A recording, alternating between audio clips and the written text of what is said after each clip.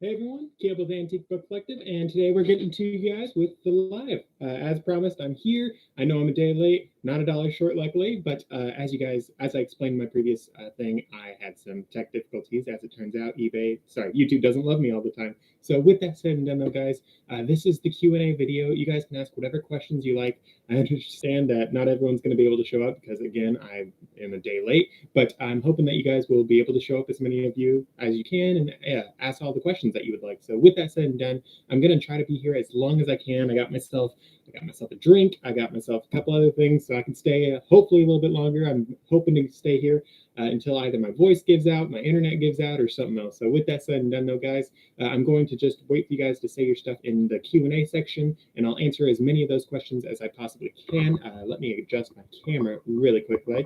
Sorry for this, guys. As you can tell, it's live. Obviously, I'm going to make a lot of mistakes in this. I'm going to try to make sure all the info is as correct as I can make it. But again, on me, I'm not perfect. So with that said, though, guys, I'm trying to share all these things as much as I can on Facebook and on the YouTubes, all that sort of stuff, to make sure that as many of you guys as I can, of course, know about this. I think I have everything squared away, though. So with that said, at long last, we are finally getting to you guys with the live video. Before I really dive in and start answering a lot of questions, though, even though no answers have shown up just yet, because again, I'm early and a lot of people, they wait 5 minutes before they start the video. I want to make sure we get to this right away for the people that show up on time. But with that said, though, guys, I do want to just address the giveaway video that I have made previously. Be sure to check that out, guys. There's not a lot of entries in it just yet. So if you guys do want to have an entry to win a few free books, these here are the free books behind me. I might show them later on if you guys ask, but those are some of the books that I'm giving away for free once we hit the 1,000 subscriber mark, because that's something I really wanted to celebrate. So guys, these books right here, they're not worth $5 million, unfortunately, but some of them are worth a little bit. And for a lot of you guys who are brand new to reselling, or even if you've been doing it for a little bit, I mean, it's hard to say no to some free antique books. So with all that said and done, though, guys, let me adjust the camera one more time, make it a little more straight. And now, with that done, I just want to address some of the common questions that I normally get asked on this channel, because again, I am waiting for you guys to ask your questions down in the Q&A section. I have it pulled up on my computer, which is on my right, and I also have it on my phone over on my left, just to make sure that I do not miss anything. Of course, there's always a chance that it might mess up, because sometimes things get angry, but this is what I've got set up. So with all that said and done, guys, the first question I get asked the most often, and again, guys, ask your questions live, and I'll answer as many of those as I can, but the question I get asked the most often is actually like, what is my book worth? What is this book worth? What is this one? This one, this one. I get asked that like on the daily sometimes. And it's sort of funny because a lot of the times people will ask me what their book is worth, and let's just grab a random book off the shelf. So this is actually probably the best random book I can grab. So this is one of the giveaway books, guys. But this one right here, it is Die Bible, which is the Bible, but in German. Someone will ask me, hey, what's my Bible worth? What do you mean? And people will ask me these things all the stinking time. And it's funny because for me, I've like addressed this in a lot of videos of, hey, you guys can find out the value of your book yourself if you just type in the title, the author. In the Bible's case, it's a little hard to do the author, so maybe skip that one, maybe do the publisher instead. So the American Bible Society is actually one of the more common things that I find are Bibles that I come across that are antique Bibles, and those American Bible Society, Bibles are generally pretty valuable as well. So I really like those. But something that I find with those particular Bibles is that they are going to vary on obviously the year that they come out, and that's the third thing that I tell people they need to look up when they are trying to figure out what their book is worth. They have to find the year of their particular book. So guys, in this Bible's case, let's just open it on up. This again, guys, is something I get asked all the time, and it really is something 99.9% of you guys can actually figure out on your own, which is pretty stinking cool. So on this Bible, the year that it's printed is down here at the bottom of the title page. It's 1907. However, sometimes they won't have that there, and they will actually have it on the copyright page right after, but this one does not have it there. But with that said, though, guys, every now and then there is a Bible or a book or whatever you want to have that you know the title, you know the author, you know the date it's printed, and you still can't find it. And I've addressed this. I actually have a whole playlist on it, guys, about sometimes you do have to go with your gut. Sometimes you're able to not just check on eBay and you're able to just check out Google at large. And that is something that's very nice to do. And it can definitely save you some time. But let's face it, guys, sometimes there are some books that are so rare that no one else is selling it. I've had that happen with quite a few foreign language books that I deal in, especially because when you're trying to type out something that is, like, say, in Japanese, it doesn't really translate directly over to English. Same thing for, like, German, you know, the different languages that have all the accents and umlauts and all the other random dots and lines that they put above different words. That is something that can generally be a little problematic when you guys are trying to look up your different books. So, of course, that does impact things. But at the end of the day, I'm using the same tools a lot of you guys are using to try to look these books up. So if you can't find it, odds are I can't find it. So all of that carries back over to what I was mentioning earlier. Sometimes you do have to go with your gut, and it's a lot easier to go with your gut once you've been doing book reselling for a long time. So I totally understand when people reach out to me to ask that. I actually have a Facebook community that you guys can ask, and a lot more people are able to help you on that. Whereas me, I'm just little old me, and I got like 15 other things going on, so I'm not always able to get to you guys right away. But with that said, sometimes you have to go with your gut. And for me, I have a couple rules of thumb, sort of, for a lot of the books that I deal in. And honestly, there are a lot of books that it's like, okay, I actually have zero idea whatsoever what this book is worth. I've never come across this and this and such a book, you know. So because of that, sometimes I actually end up going and being like, okay, well, I know at the very minimum this book's worth $10. So maybe I just have to ask for $10 for this book because I can't find any other information on it. And sometimes, guys, that's something you have to do. And yeah, it might sting because you might think your book might be worth a lot more, but let's face it, if you think your book's worth a whole lot more, ask for a whole lot more.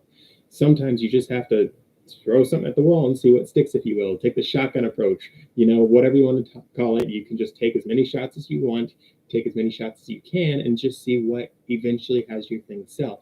That is something that sometimes you have to do in business. Sometimes you don't know everything. Let's face it, I don't know basically anything, because I've seen some like hardcore antique booksellers that like do this for a living and they're passionate about it and they like know everything about everything. Guys, when I saw like my first few videos of people talking about those things, I was just like, man, I am a barbarian. What have I done? I don't even know that or that or that or that or that. And it's funny because, like, for me, I've been doing antique book selling for years now. Like, legitimately, I've been selling antique books for like 5 years. So I know that's not too long, but if you're my age, I'm not even 25 yet. So if you're my age, 5 years is a good amount of time. So it's like been my entire professional career I've been selling antique books. And yet there are these other people that have been doing it for decades potentially, and they just know the ins and outs about everything, and they know a few different foreign languages. And I'm just sitting here like, whoo, I am a barbarian, as I mentioned earlier. But with that said, though, guys, sometimes, again, I do have to go out and I look these things up myself. Other times I do have to just go off of my gut, what I feel, all that sort of stuff.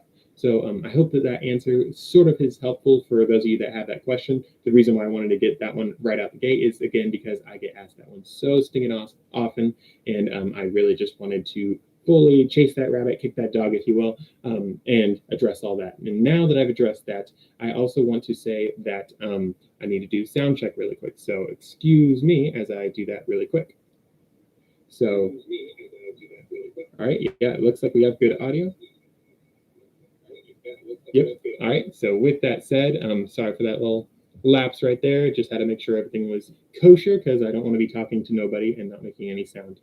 That's another reason why I have it on my phone. So back to the question and answer thing, guys, I just want to again address that question right out of the gate just to make sure that one's answered.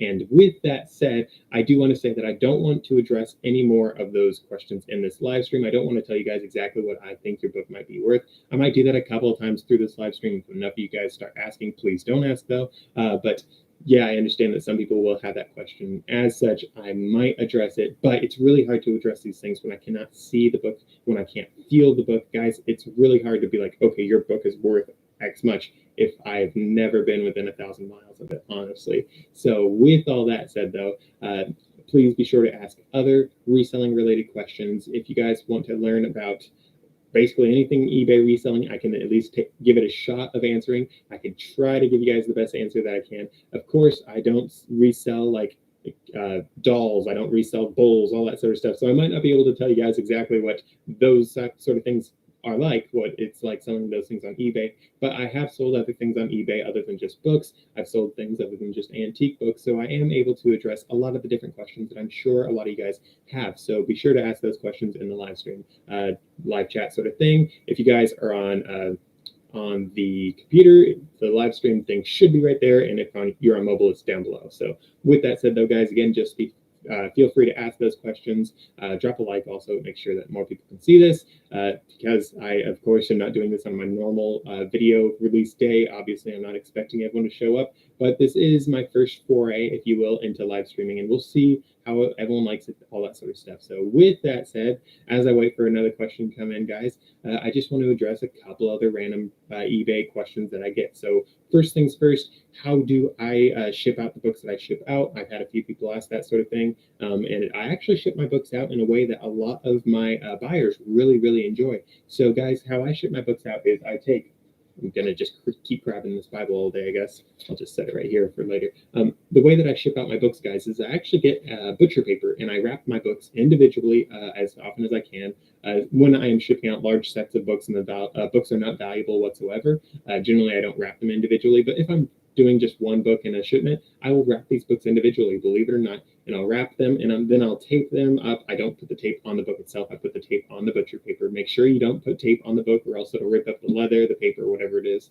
But that's something that I personally do, is I wrap them, and then I take them, I pack butcher paper down at the bottom of the box that I put them in. I put them in boxes, guys, because I do antique books. A lot of antique books are a little more fragile, and as such, you don't want to put them in a padded envelope, because there's a good chance they will get damaged, especially with some of the more fragile antique books out there with the really, really breakable paper. I can't think of the right word for that, but sometimes you'll see that happen with the older books, is the brittle. There we go. Sometimes the paper will get quite brittle as time goes on. So that's another reason why I like to individually wrap them, is it makes sure that nothing gets in, like the butcher paper I wrap it in, pack it with, doesn't get in there and break up the paper. It doesn't fold the covers out, all that sort of stuff. The wrapping of the book is a very it's a little bit of a safety play on my side of things, to make sure that the books do not get damaged whatsoever, which is something that I think is quite important.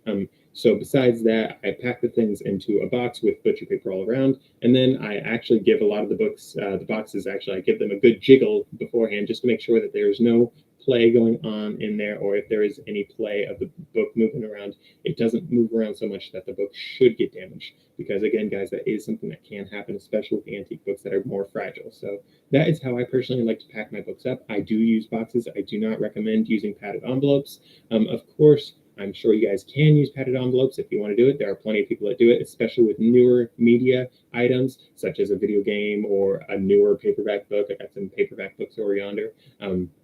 Obviously, people don't expect those things to come to you pristine, because we've all been acclimated, if you will, to just books getting destroyed in mailing, because everyone puts them in the padded envelope. So you can buy a brand new book and it can come folded in half, just because that's how that sort of works sometimes. So that is another reason why I like to put my books into boxes, is it sort of almost fends off against the people who want to fold up a package and shove it in the mailbox. When you have a box, it's a little harder to fold a box. So that's the reason why I like to pack my books the way that I pack them. And again, I'm just setting the Bible right here for later, because I'm sure I'm going to have more questions that I'm going to address with that. And with that said, taking my first drink of the day. So excuse me for a hot second.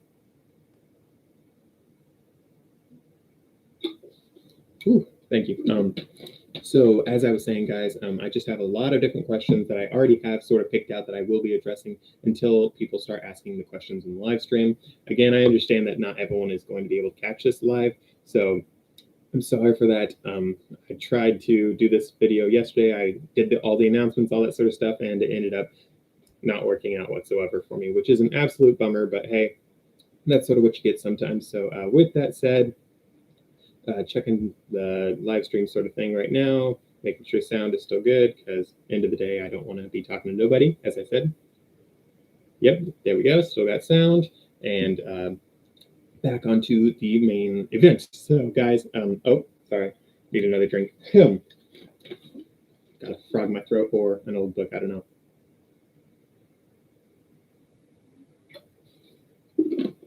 So guys, with all that said, I've addressed the what is my book worth? I've addressed how do I pack my books. So now I'm just going to hop on to how do I list my books, because that's another thing that I've had a lot of people wonder about. I've had a lot of questions about, all that sort of thing. So guys, listing books, how I list my books is actually quite easy at the end of the day.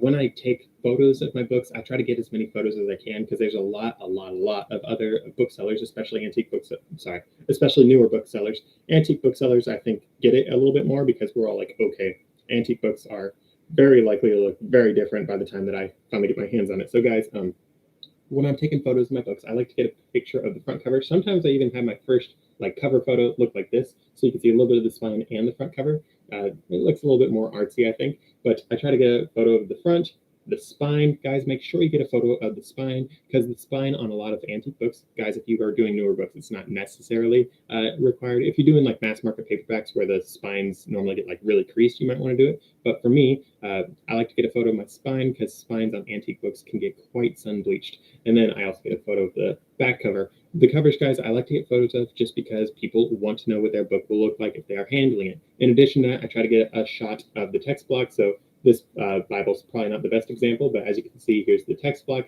I try to get a photo of roughly this angle-ish, so people can see what the text block's condition looks like, all that sort of thing. I also sometimes will get a photo of how it looks like right around here, looking from the spine. Oh, I saw you guys getting blinded off that gold. How it looks like from the spine onto the text block. Sometimes it shows that the pages are pulling away. If they're pulling away, that can definitely damage the value of your book. So with that said, I also get a picture of the title page. Here's the title page, and I get a photo of the copyright page, because again, guys, I'm doing antique books, and people want to know when the book came out, when it was printed, all that sort of stuff. As I mentioned earlier, sometimes that print year is actually on the title page. In the case of this Bible, it is. So that's one of the reasons why I try to get a photo of each. In addition to that, the title page actually has important information, as does the copyright page. And then for me, when I'm listing, I also try to just get a random photo of some random page in the book. Sometimes I'll do illustrations. Oftentimes, if there is an illustration, I'll get at least one photo of it. And then I will get a photo of, let's say this is laying flat on my table. I will try to get a photo basically at roughly this angle, so people, again, can see the quality of the binding of the book, because the binding in books does definitely deteriorate with age. So with that said, that's the things that I get photos of when I'm listing these books. Once I have all the photos, I make sure that my title is all correct. I make sure that everything's kosher on that end of things, because people want to have a good title. That's how you find the books. I don't personally do subtitles. You can pay, I think it's like $2, currently at least, to get the subtitle on your eBay listing, to make sure that your subtitle is exactly what you want it to be, and get a few more keywords in there. I don't personally use those, and I have some pretty good sales on my eBay store. I'm not worried whatsoever about it. I actually do not make a full-time income off of this business currently, because guys, I don't put in full-time work. I put in maybe 3 hours a week tops, and I make roughly $100 an hour. And guys, even when I ramp up to do this business full-time, I still am able to make at least $100 an hour. That, I know that sounds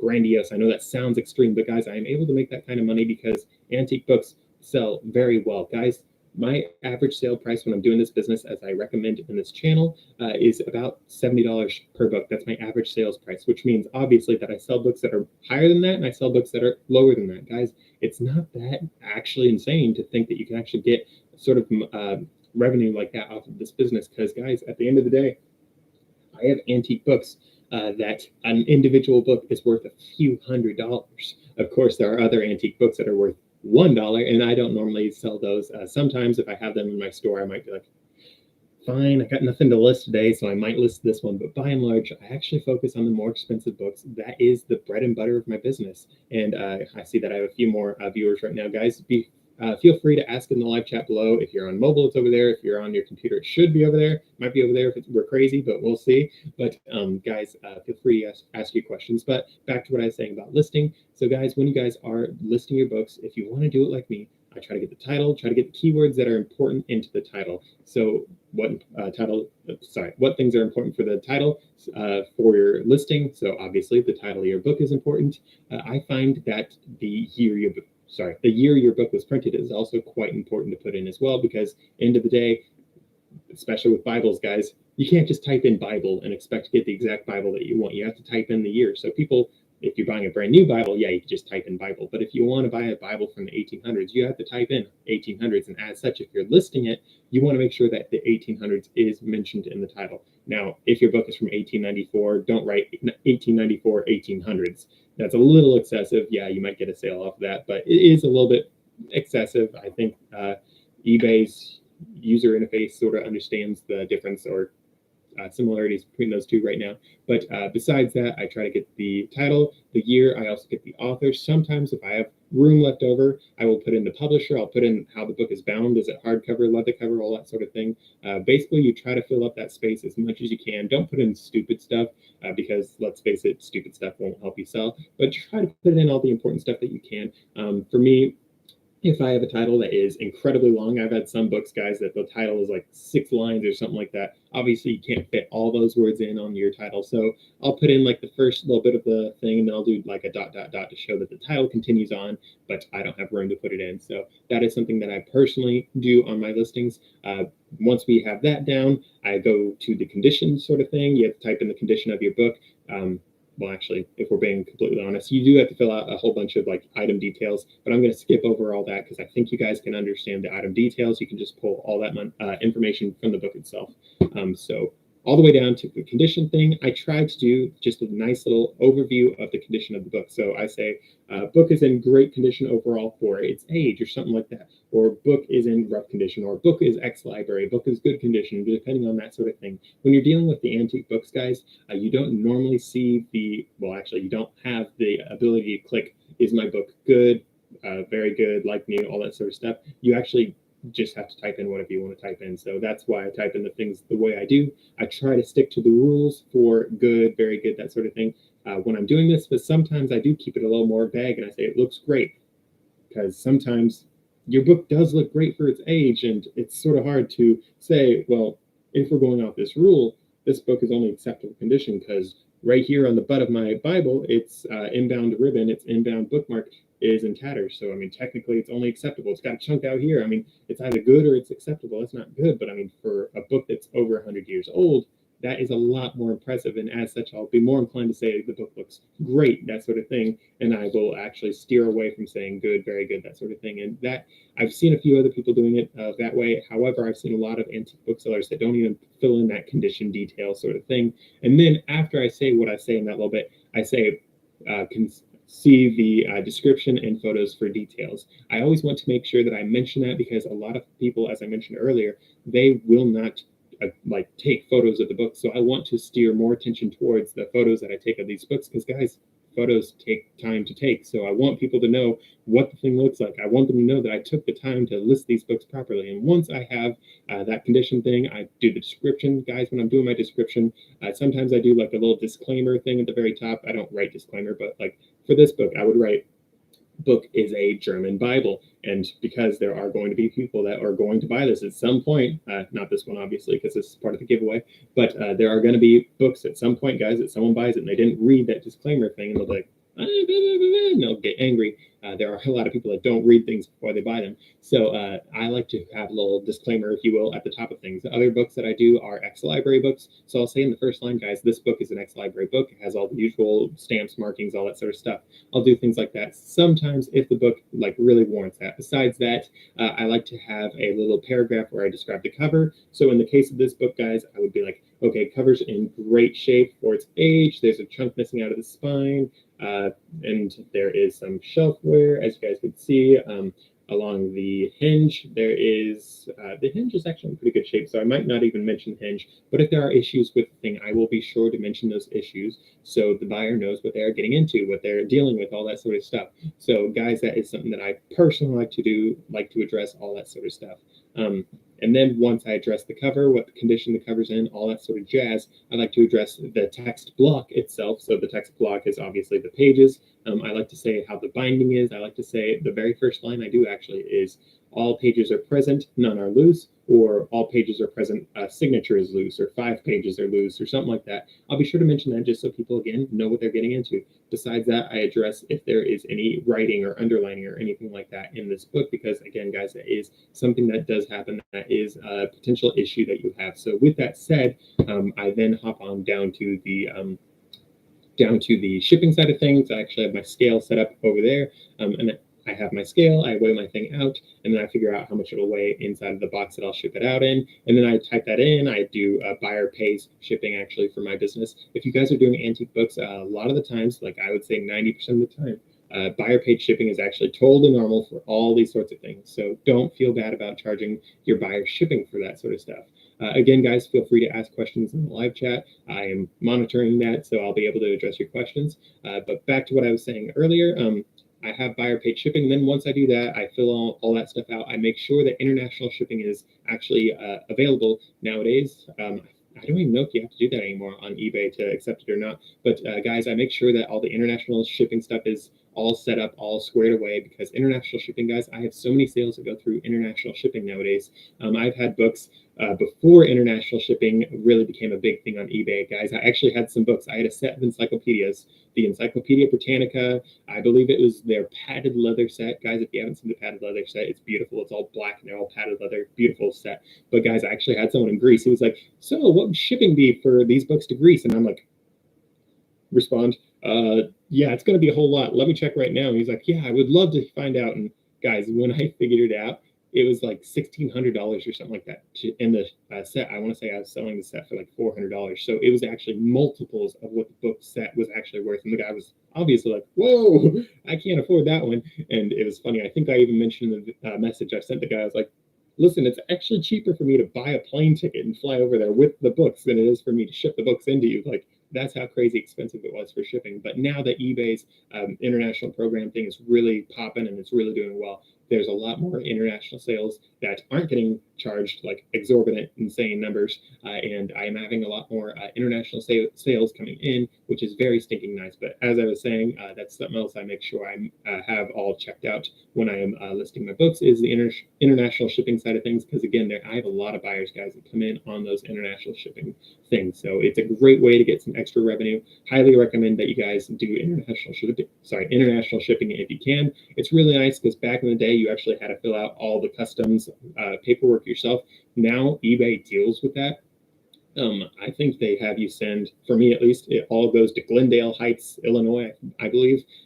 That's where like 99% of them go. I think they used to have somewhere else. I can't remember off the top of my head where it was, but I thought there was another place that they used to have me ship things out, but that's where I ship them out now. So again, guys, I have a lot of places, shipments that go international. Greece, I think, is one of my top ones, believe it or not, for international. I don't sell very many to the UK, believe it or not. I've sold a few to France. I've sold a couple to Australia. I sell them all over the world. I think South Africa might be one of the furthest ones I've done. I don't know. Since I live on the West Coast, I think South Africa is actually further from me than Australia is. I don't know exactly. I could pull up Google, but that's not important. But with that said, though, guys, once I have all that stuff filled out on my listing, I then hop on down to the promoted listing thing. I like to promote my listings, and I like to promote my listings at the recommended eBay thing that they say. They don't put that number in for no reason. So if they say you should do 12%, I like to do 12%. Not telling you guys what to do per se, but that's what I like to do, because that number, man, talking too fast. That number generally is pulled from all the other sellers that are selling your particular item, and that's why eBay tells you to pay that much for your promotion. It's so you actually show up above these other people or with these other people. If it recommends to do 12%, you do 2%, which is the minimum, you're probably not going to show up, or if you do show up, it'll be way, way down. So you're a lot less likely to get the sale. So once that's all done, I actually go over everything once again, and then I submit my listing, I make it live, and then I actually view my listings after I do it. Because guys, I've had a couple of eBay glitches lately, and I actually have gone in and I've started checking all my things as I list them. It does add 10 seconds, 30 seconds of time, depending on how quick my interweb is. But I actually do have to check them now because eBay's had a couple annoying glitches lately. I've mentioned that in a couple posts and in a video. I've mentioned it. But yeah, that's something that's been happening. So with that said, though, that's basically what I go over when I'm listing these books. So I hope that was helpful for you guys that are brand new to the business, because again, listing books on eBay it's a bit of a stretch for a lot of people who are brand new to this. eBay, I actually find, is one of the easier things to list on. There are a lot harder of sites to list on. And if you guys are doing it like I do, it is a little more advanced. You are addressing a lot more things. You do need to know some of the lingo about antique books. But at the end of the day, guys, I started this business like out of high school without like any experience whatsoever on this. So like if a absolute idiot out of high school can do it, I'm pretty sure you guys can do it if you guys are watching. According to eBay, most of my subscribers and viewers are actually like in like 35 and onwards. So you guys have lived a little more life. You know a couple more words. You're probably a little sharper than me. So you guys definitely have that going for you. So with that said, just checking some things out, checking the sound check right quick, just to make sure everything's good. Yep, sound is still good. Excuse me as I keep checking my phone throughout this because that's where I got my live chat pulled up, that and on the computer. So with that said, guys, again, be sure to check out the live chat, be sure to drop a like, all that sort of thing. Make sure that this video gets out to as many people as you would like. Ask whatever questions you want to have asked about book selling on eBay or just selling it on eBay in general, because guys, I have been doing it long enough that I've sold more than just books. Books are the main thing that I sell, but I have sold a couple other things. I've even sold paper towel dispensers, and door handles, and I've sold all sorts of random things on eBay in addition to all the books that I do deal in. Books, guys, again, are the main focus of my business. As you can tell, this is my shelf of mostly things I'm selling or things that I'm showing off in this case. So obviously I do sell a lot more books. Guys, I actually want to apologize though about this little shelf. I just got a new postal scale, and by new, I mean new to me. It's actually like from the 1800s, so hopefully I'll have that one pop up in some later videos, but I did want to have that up for the live stream, and I didn't. That's a bummer. But yeah, this postal scale, guys, it's probably from the 1800s, I'd say. It's cool because you could sort of guess the age on a lot of things based on the screws they use. Way back when, I believe it's like before World War II or something like that, they actually used flathead screws for all these different things. And this particular scale has the flathead screws. But after World War II, around that time, maybe a little bit before, maybe a little bit after, I don't know the exact year, but they actually changed to the plus size shaped ones. Those are called Phillips heads because those you're able to get a little more torque on them, and it's a lot easier to screw those in. Because if you guys have ever done a flathead one, you know that your screwdriver will slip out of the little slit a whole lot more easy. So that's something that I think's a little neat about this one, is it helps you date how old these things are. And in addition to that, on antiquities, generally there is going to be a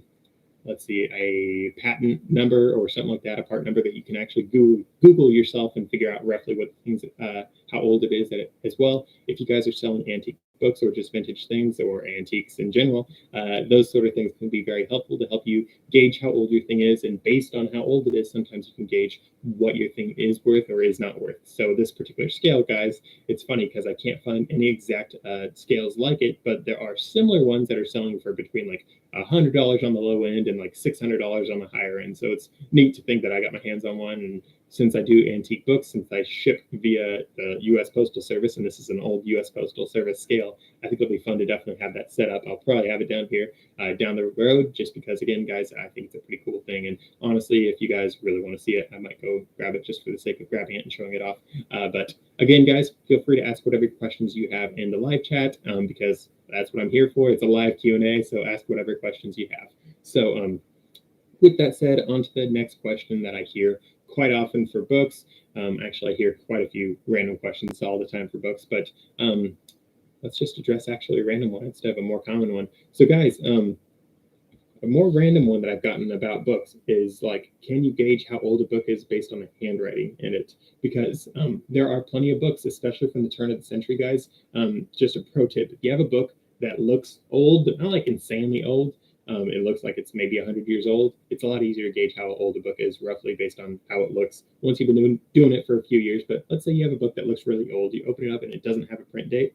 A good rule of thumb that I go off of for this business, guys, is if it doesn't have a date and it looks like a certain vintage, I actually am like, okay, this book is probably from the turn of the century. Guys, for me, the books printed between like 1880 and about 1910, for some reason they would not put in the copyright date or the print year, like for some of these books. I don't know why. So that is something that I actually do use sometimes. It's like, okay, this book looks roughly this age, so I'm going to assume with good reason that it's from roughly this time. And you can go on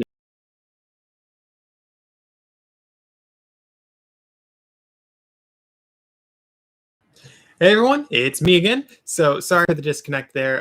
As I said, my interweb's terrible. Bear with me. The next time it breaks down, if it is after a half hour or so, I don't know if I'll come back. We'll see. But with that said, though, guys, I just wanted to get back to the question that I was answering. Guys, feel free to ask your questions in the live chat. I am monitoring that. I am keeping an eye out for that. That's what this entire thing's for, is the live chat for the Q&A. So, guys, please be sure to use that. In the time that I was offline because of the interweb, I was able to set up my nice postal scale, so you guys can check that out too. That thing, I believe, is from the 1800s, so it's a cool antique postal scale, so that's pretty cool. But back to what I was answering, the question I was trying to address before my internet gave out, and that was, can you guys gauge the age of a book based on the handwriting in it? And guys, I find that you can definitely gauge and get a good idea, of how old the book was. Of course, it's going to have a pretty big variance on how old the book really is, unless, of course, if the notes inside of it are dated. Sometimes you will find dated notes. Sometimes those notes will be from after the book has been out for a few years, but it does show you at least roughly how old the book might be. Of course, none of this is actually guaranteed, but with that said, though, guys, I just have a few different examples of things that are dated that you guys can gauge how old handwriting is off of. So this one right here, guys, is an old postcard from 1968. You guys can see the handwriting right there. It's cursive, as I'm sure we've all seen. We've all seen cursive like this. Nothing too exciting. If you see cursive like this, odds are you know the book is not going to be too terribly old. Of course, you can have an antique book that's 5 million years old that someone put cursive like that in, but generally I find a lot of the writing that you find in a lot of books will be older handwriting. People with newer books, yeah, they still write in them, but people don't normally write in books that are 100 and some years old. So usually I find that you can get an idea. Of course, it's anything but gospel. It's not the absolute truth, but it is a indication roughly of how old something might be.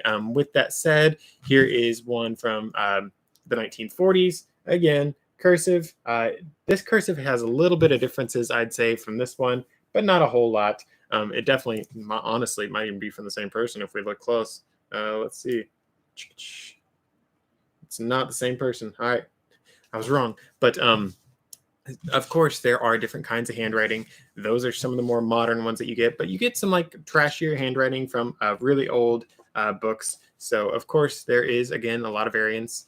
Some people will have their handwriting that's really clean. Other people have really dirty handwriting.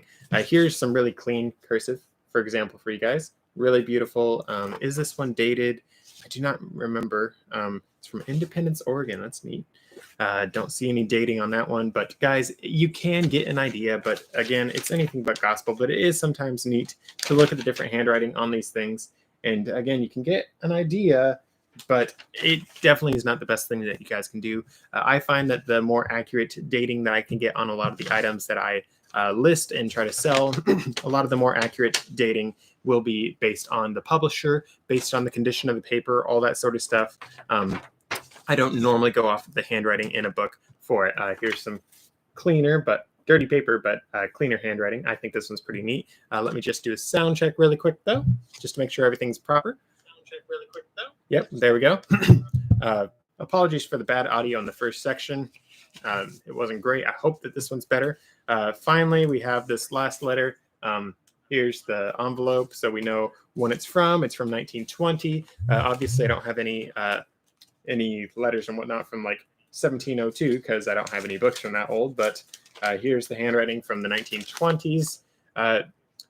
As you get older and older, the handwriting, I find, does get a little bit neater and neater. The books from the 1800s, like if you guys see the handwriting in those books, I mean, it can be absolutely beautiful stuff. I find that the most beautiful handwriting that I come across is usually from the 1800s. Of course, there is beautiful handwriting that's older than that, but I don't come across that very often. So with that said, though, guys, I do sometimes use that as a good gauge of, okay, how old is this book roughly? I find that it's a lot easier to sort of gauge between the 1800s and 1900s. For some reason, everyone went from like the really beautiful calligraphy sort of cursive sort of stuff going on in the 1800s to more of the cursive we know today in the 1900s. I don't know why that leap sort of happened, but I find that is an interesting cutoff, and it does sort of help me date a book. I don't understand how that works. I don't understand why that works, but that is something that I do come across and do notice, think. So Again, that's not the main thing that I base the age of a book off of, but if you guys can't find anything else for it, of course, you can gauge that sort of thing. So with that said, guys, again, please be sure to drop comments in the live stream things. If it's a live chat down there, if you're on mobile or computer, it'd be over there. But with that said, though, guys, please be sure to ask your questions. That's what I'm here for. Sorry again for losing you guys halfway through the last one because interweb is terrible. I warned you guys. But with that, all that said, again, I'm here to answer all your questions. Sorry, there are 1,000,005 things that you can ask. There's 1,000,005 things that I can at least try to answer. Probably won't give you the best answer, but I'll do the best I can. But with that said, though, guys, as I wait for you guys to ask questions live, I just wanted to answer a question that I actually have heard a few times, and that is, what platforms do I recommend people sell on? So, guys, I sell eBay exclusively. I'm looking into potentially starting my own website down the road. I don't have the time to do it right now. I understand that sounds like a cop-out excuse. Da, da, da, da. I don't give a rip. I'm doing other businesses, so I don't have time. But with that said, I would like to start a website down the road. I would like to start a brick and mortar store down the road. Those are things that I am planning on doing. However, big caveat here, they are not my main focuses of things to do with this business. My main focus is eBay and eBay exclusively. I find eBay is very easy to list on. I find its fee schedules, it's a little higher than what I would like, but it definitely is a lot better than a lot of the competition. Competition that I would consider using for antique books. Of course, there are new books that I can sell as well. So that's a totally different set of advice. But for antique books, guys, if I was to check out other platforms, Abe Books would be my very first next one that I'd check out. Etsy, the thing about Etsy, guys, is it can be quite scammy with antique books. If you guys have ever hopped on Etsy to look up an antique book for price checking, and then you checked the same book on eBay, you'll see that on Etsy, someone's asking $500 for the book, and it's beautiful, and da-da-da-da, and then on eBay, you hop on it, and someone's asking $5 for it. That's something you see happen a lot on Etsy, and as such, I would be very hesitant to sell on Etsy. In addition to that, I know some people that have done some Etsy sales things, and I don't know if I really like Etsy as much as I like eBay. I'm an eBay dude through and through at this point. With that said, that's for the old books. For new books, guys, I would be more than happy to return to Amazon. I've actually considered it quite a few times. I do have a lot of newer books that I deal with in my business.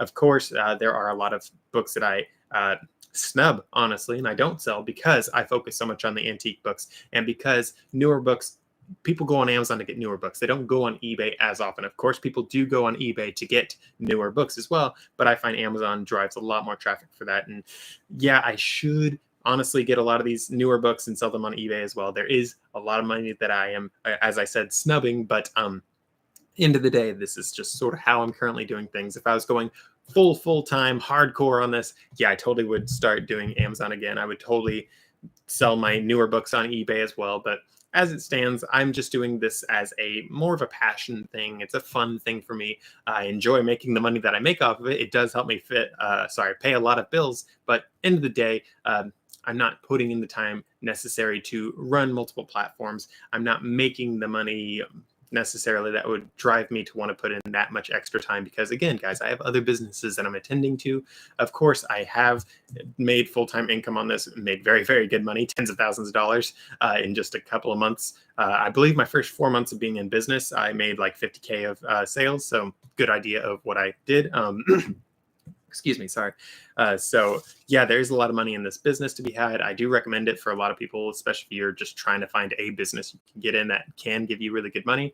There is a learning curve to it, absolutely, but there's definitely a lot of money to be had. But back to the question I was answering, Amazon is something I would recommend as well for a lot of people. That fee schedule is a whole lot higher, especially if you're doing Amazon FBA. Especially with Amazon FBA, you're doing lower tier books, like less costly ones. Because at the end of the day, you have a lot of fixed fees with that. So you're not going to make as much money in profits. You might make some good revenue, but your profits won't be as amazing. But Amazon is an absolute behemoth in the book selling space, book reselling space, all that sort of stuff. And I do sell things on Amazon. I do have merch that I sell on it. I do have books that I've written myself that I sell on it.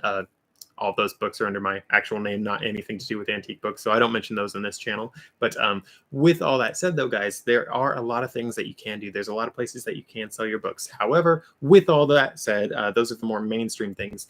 Some more French things that you could sell your books on, of course, is Facebook Marketplace or Craigslist or any such site, Upflip, whatever you want to call it. I don't know if I would recommend those, guys. If you have done anything on Craigslist, you know the people on it can be a little flaky. First off, like they'll say, oh, I'll be there at 12, and then they won't be there for 12 years. You know, that can't happen on Craigslist. Facebook Marketplace is, in my opinion, a little bit of a classier Craigslist, if you will. But even then, there are dangers associated with that. So for me, I do like eBay because eBay, I do have that a couple levels between me and the person I'm dealing with, in case that person's sketchy, in case that person doesn't like my book and decides to hunt me down and try to kill me. I do have some nice little steps between us. And of course, I am exaggerating with the hunting me down and killing me. It's pretty hard to get someone that mad on eBay, but that is something that for me, I do like having non-face-to-face interactions with a lot of these things, because if you guys have ever dealt with people on Amazon, you know some buyers can get all sorts of crazy. And welcome in, Josh. Thank you for the comment. But guys, as you guys know, there are a lot of different people on the various interweb places. There's a lot of things that you can sell.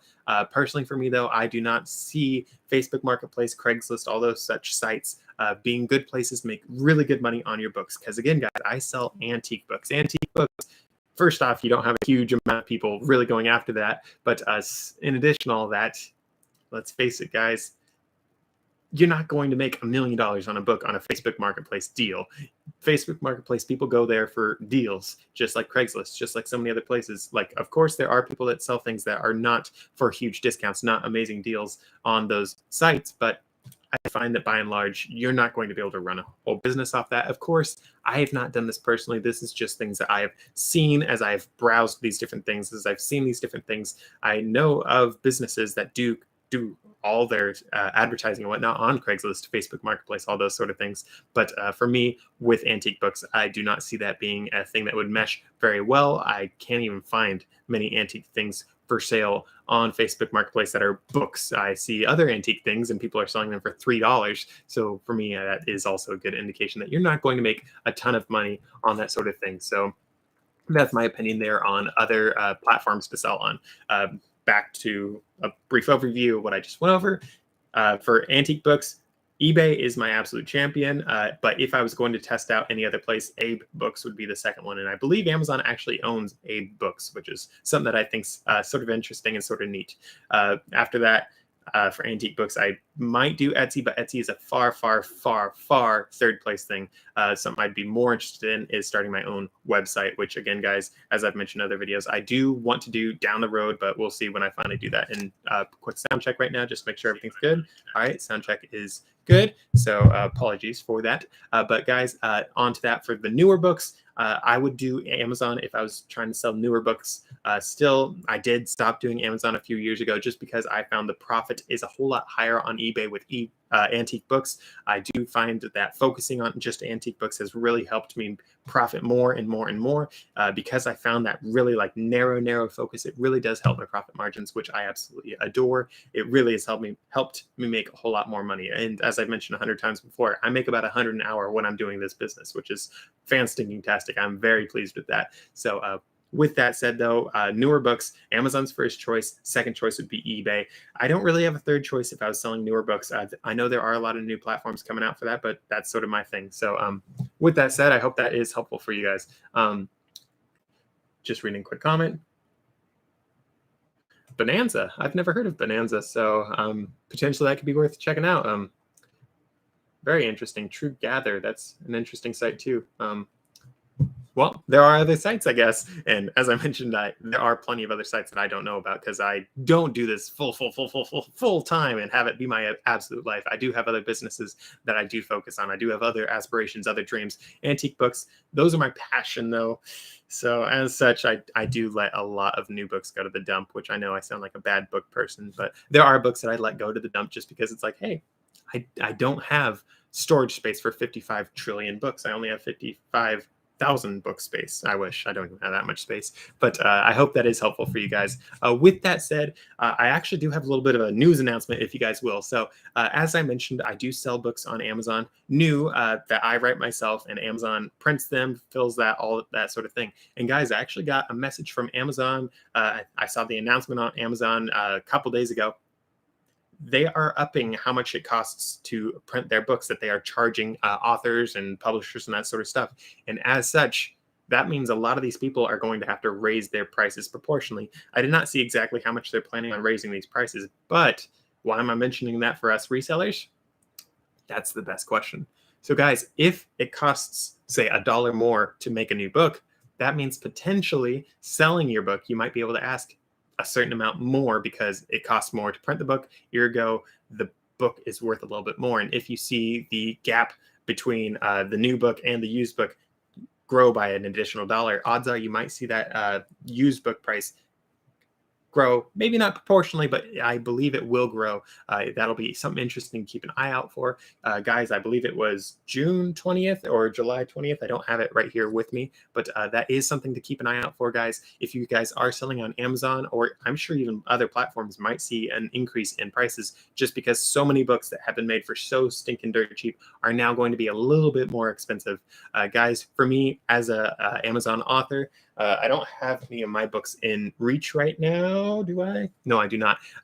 But guys, I am able to print a book like this thick for like $4, $6, something like that, and have it shipped to me for like an additional 50 cents if I'm buying a big box of them. Guys, it's really insanely cheap how much you can, how many books you can get if you are doing Amazon and making these books brand new. As such, the market just gets inundated with all these things. And as it's getting inundated, that drives our prices as used book sellers, drives our prices down because there's so many other options. And now that the prices are getting raised a little bit, that might cut down on how many people are buying these books for dirt cheap and selling them for dirt cheaper or something like that. So we will definitely see how that plays out in the long run. I'm definitely curious. I'm definitely honestly excited about what might happen or may not happen with that sort of side of things. But I did want to earmark that for a little bit of a news announcement for you guys.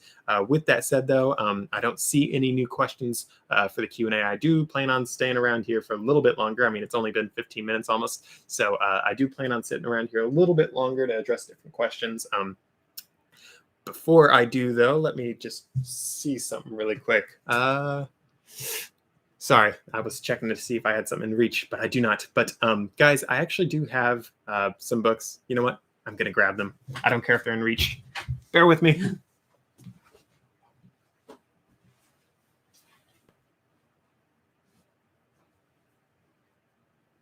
Sorry, guys. I'll be a second.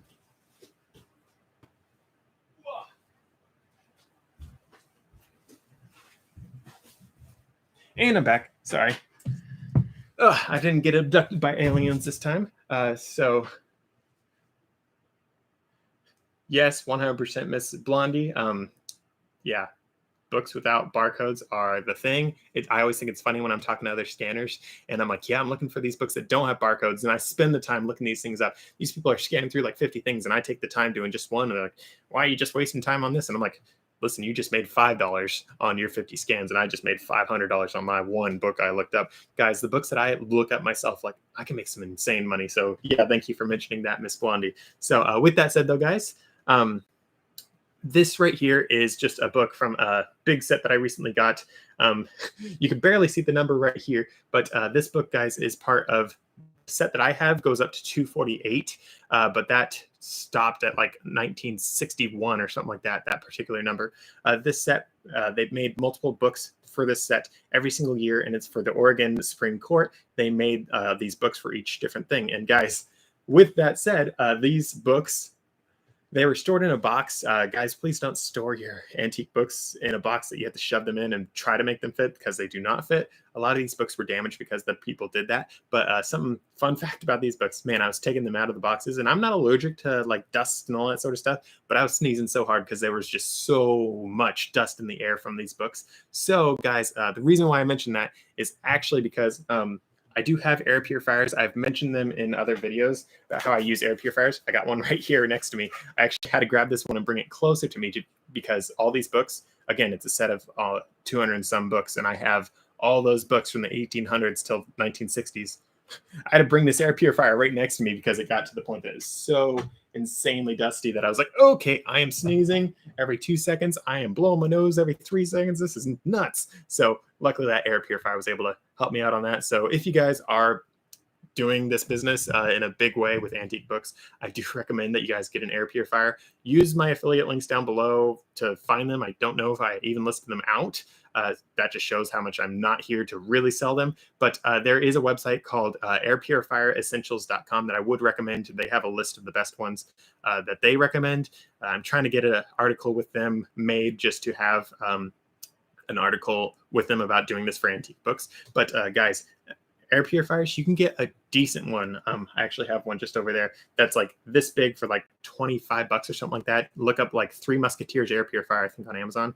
So nice, so useful. Don't even use my affiliate link if you don't want to, but even that tiny one that's really cheap is really nice. The more expensive ones are even nicer, but if you have any allergies, if you have any smelly books, it is the nicest thing. So with that said, I do see you guys did a little comments, so let me check this out really quick. So definition of an antique book. What is the age for being an antique book? So some people say an antique book is anything that's older than like 30 years old or something like that, which I take offense at because I'm almost getting to 30. I'm almost 25, but that's close to 30.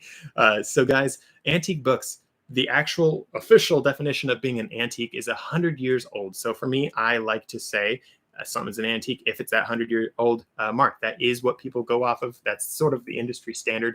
A lot of people will say, oh, it's only 70 years old, so that's an antique.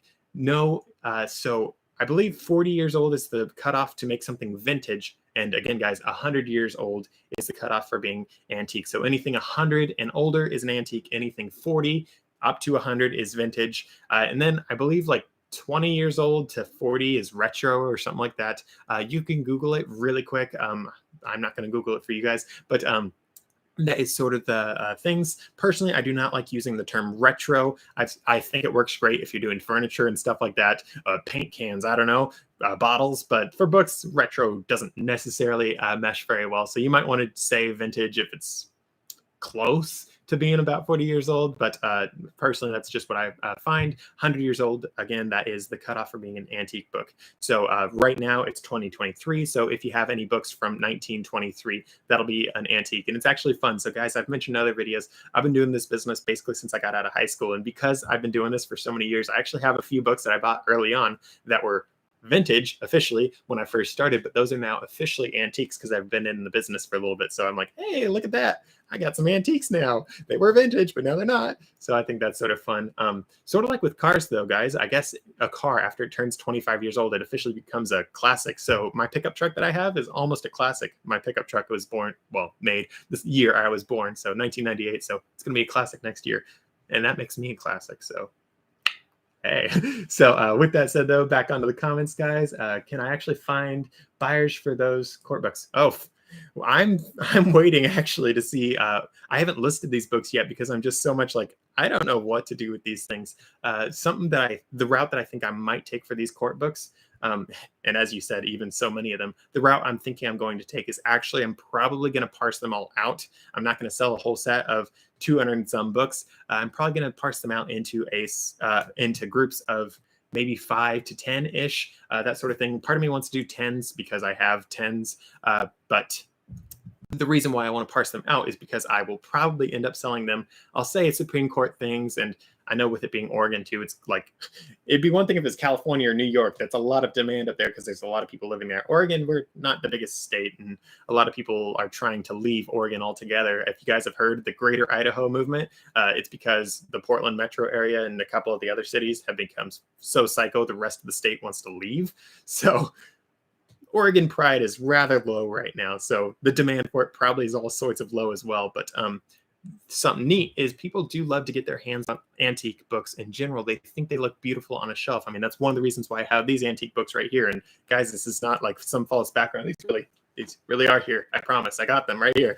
But guys, people love how these books look on shelves, especially if you guys can get your hands on ones with fine binding. So actually bear with me. I'm going to walk away from the camera for one hot second to show you guys a beautiful set of books that I listed it for about $100 more than it's worth, just because I think it's so beautiful and I want to hang on to it for so long. So bear with me.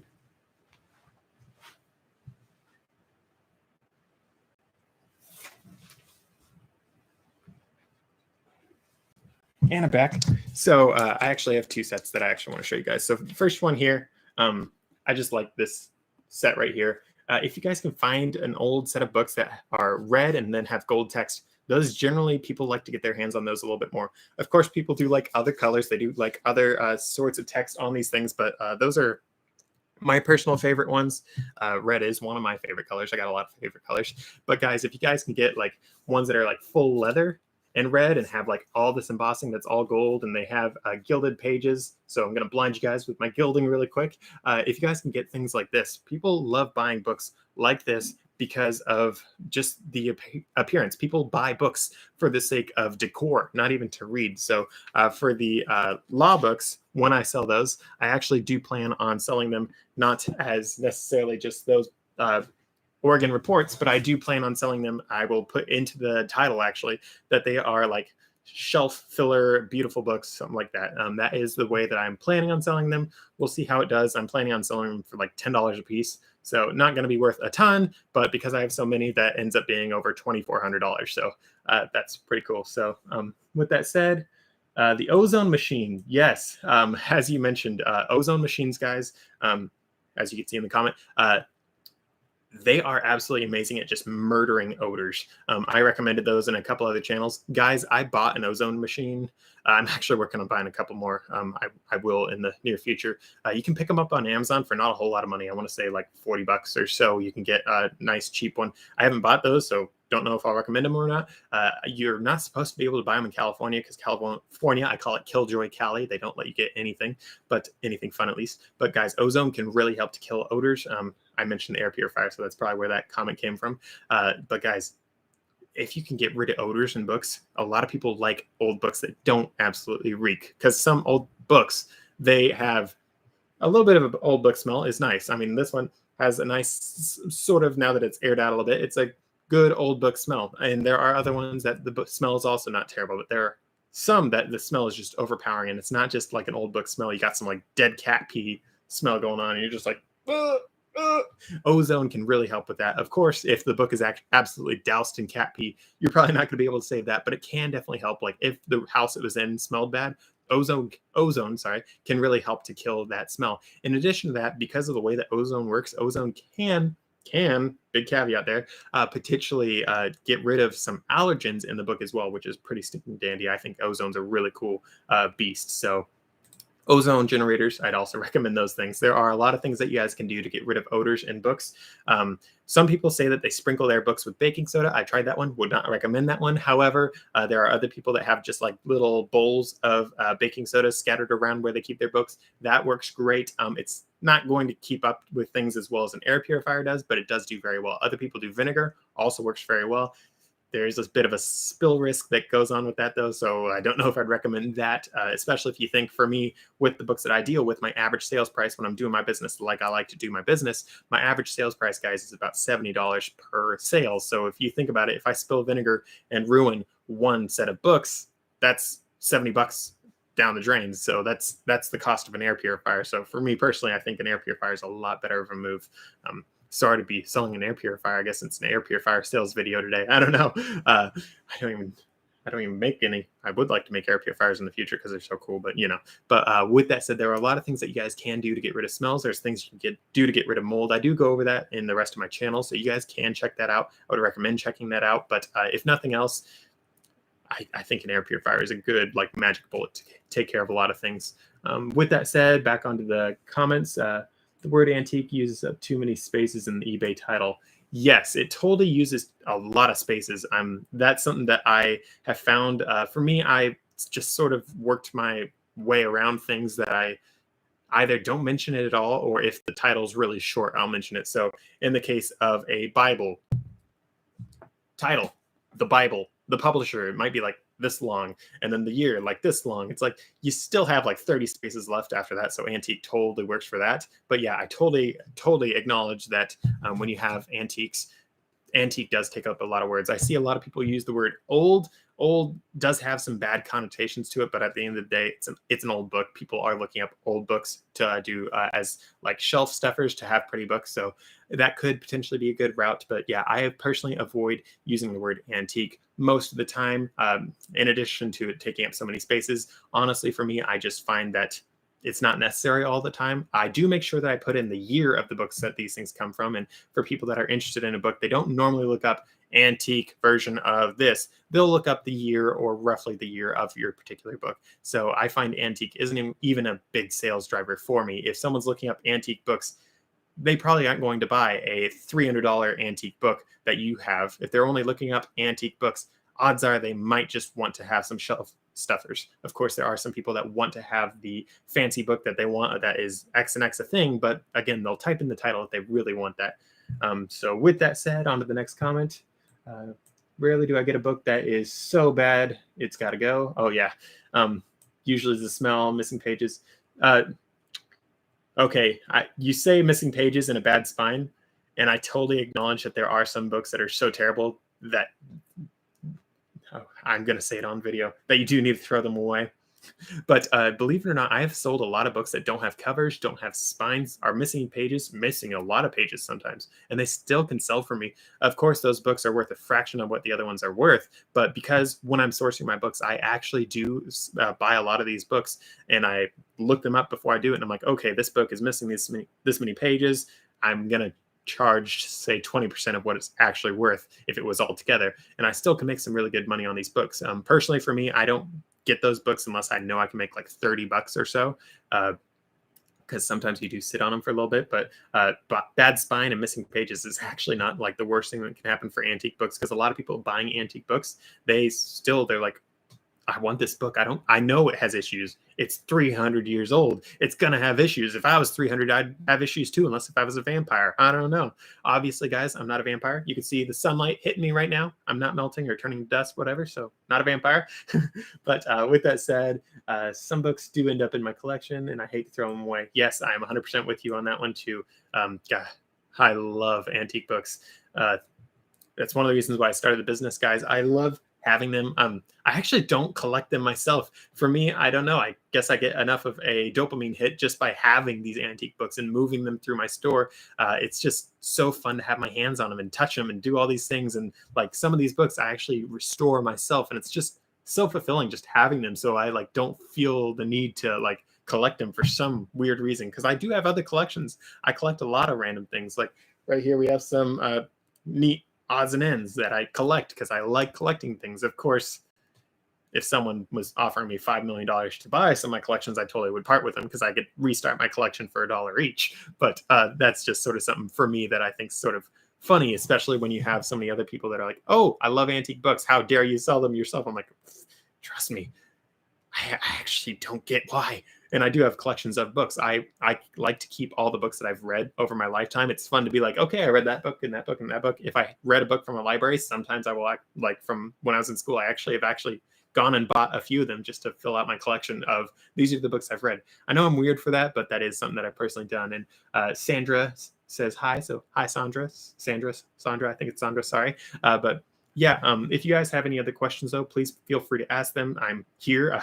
I've been doing this for an hour. I know the thing only says half an hour, but I was here for a half hour before the video gave out. But with that said, though, back onto sets of books.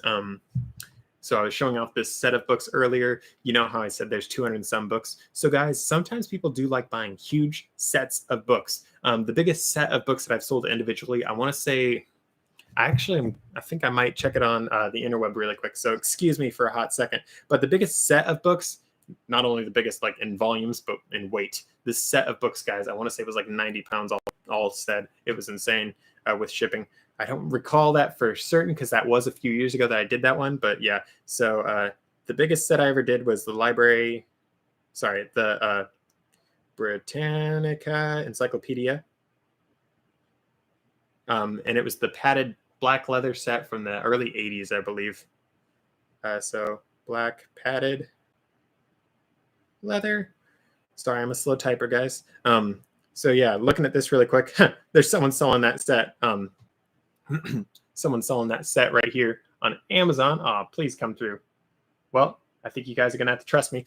Someone's selling this set on Amazon for $1,800, almost $1,900. So that's a good indication of what that set was worth. And these don't even look like the padded leather ones, because they had a black padded leather version, and then they had just a black one. But yeah, let's see if it says. It doesn't say the number, but let me just look closer. 30, 32.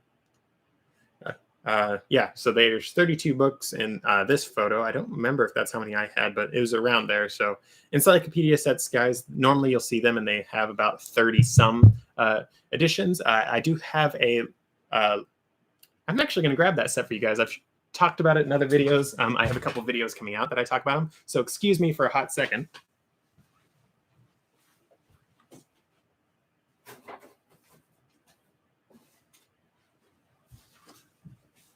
All right, I'm back. So guys, as I was saying, a lot of encyclopedia sets nowadays will have about 30 some books in them. However, with the older encyclopedia sets, there just was not as many things that I guess people thought about putting into these encyclopedias, or maybe one reason or another, they didn't have as many things to write. I mean, if you think about it, if you had an encyclopedia set from like 700 years ago, before the New World was discovered, you probably weren't writing anything about North America in your encyclopedia. So with that said, here is an encyclopedia set. If you guys have been selling antique books for any amount of time, especially encyclopedias, you probably recognize this set, which I am holding upside down. No, I'm not. Okay.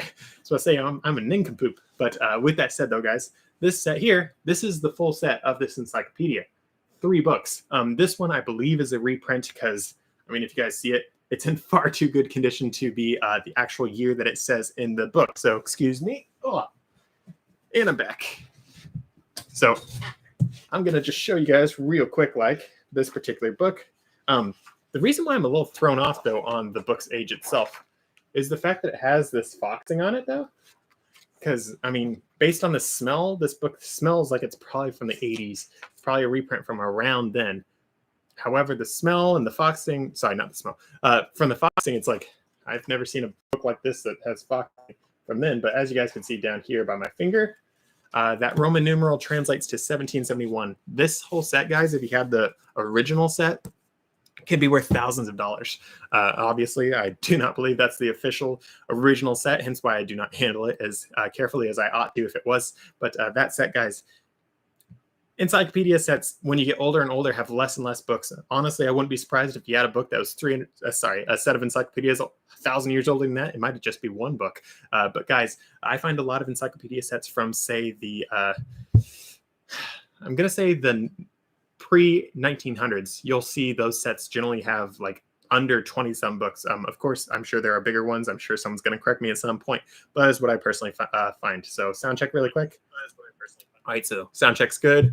Just want to make sure the sound check keeps going to make sure that you guys can actually hear me. But yeah, sets of books, guys. I have dealt with some very big sets, and people do buy the very large sets of books. Shipping is an absolute nightmare, so be sure you charge the buyer shipping for these things, especially if they live internationally. It'll really give them a good indication of, hey, you don't want to buy this set, and I don't want to ship this set, but if you really, really want it, yeah, it's going to cost you an arm and 5 legs. So that is something to keep in mind.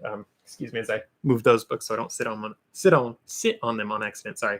So that is something to keep in mind, though, guys. People do buy very large sets. Of course, the question was about the Oregon reports. I have them over there and one right there. Of course, the question was about those books being 200 and some volumes, and I'm sure they continued making these books long after, so it might even be a 300 volume set if I had all of them up to now. So that is something to keep in mind. A set that big may not appeal to many people. This particular set actually came from a law office that donated to a certain entity that I bought them from. But there are law offices, guys, that do have shelves and shelves and shelves of all the different Supreme Court rulings or different law books that they had to go through. A lot of educated folk won't read the books themselves, but they'll have a whole bunch of books on their shelf to make it appear like they are big readers. Believe it or not, they actually have a cool thing that talks about how many people actually go and read books after they graduate high school and college and all these sorts of things. And the amount of people that read books once they graduate college is astronomically low. So you can probably guess if someone has a bunch of old books on their shelf, they don't read them. And I'm going to admit it right now, guys. I have not read these books right here. I'm a faker just like those folks, except I'm not claiming that I read them. I'm not trying to make you guys think that I read them. I'm trying to make you think that I'm selling them, because I am. Of course, I'm not telling you guys where to shop for them. I'm trying to keep a separation between my YouTube channel and my store. I'm not on this YouTube platform to tell you guys about my store. I'm here to tell you guys about how to sell antique books, because that's what the passion is. I'm here to try to get as many of you guys as possible to sell antique books yourself, because as I mentioned in my official YouTube page, I'm here to help people do business. And in addition to that, I'm here to save as many antique books as I can, because a lot of the places I go to, they are literally going to throw these antique books away because no one else bought them. So I'm here to try to get more of us out there buying them, because there is a huge demand for antique books. So with that said, back here to the questions. Sorry to get to your guys' comments and questions so late. I get on a rant and I keep going. Do you find explaining in a listing every fault in a book is worthwhile? I want buyers to know I'm in their eyes, and then it dots.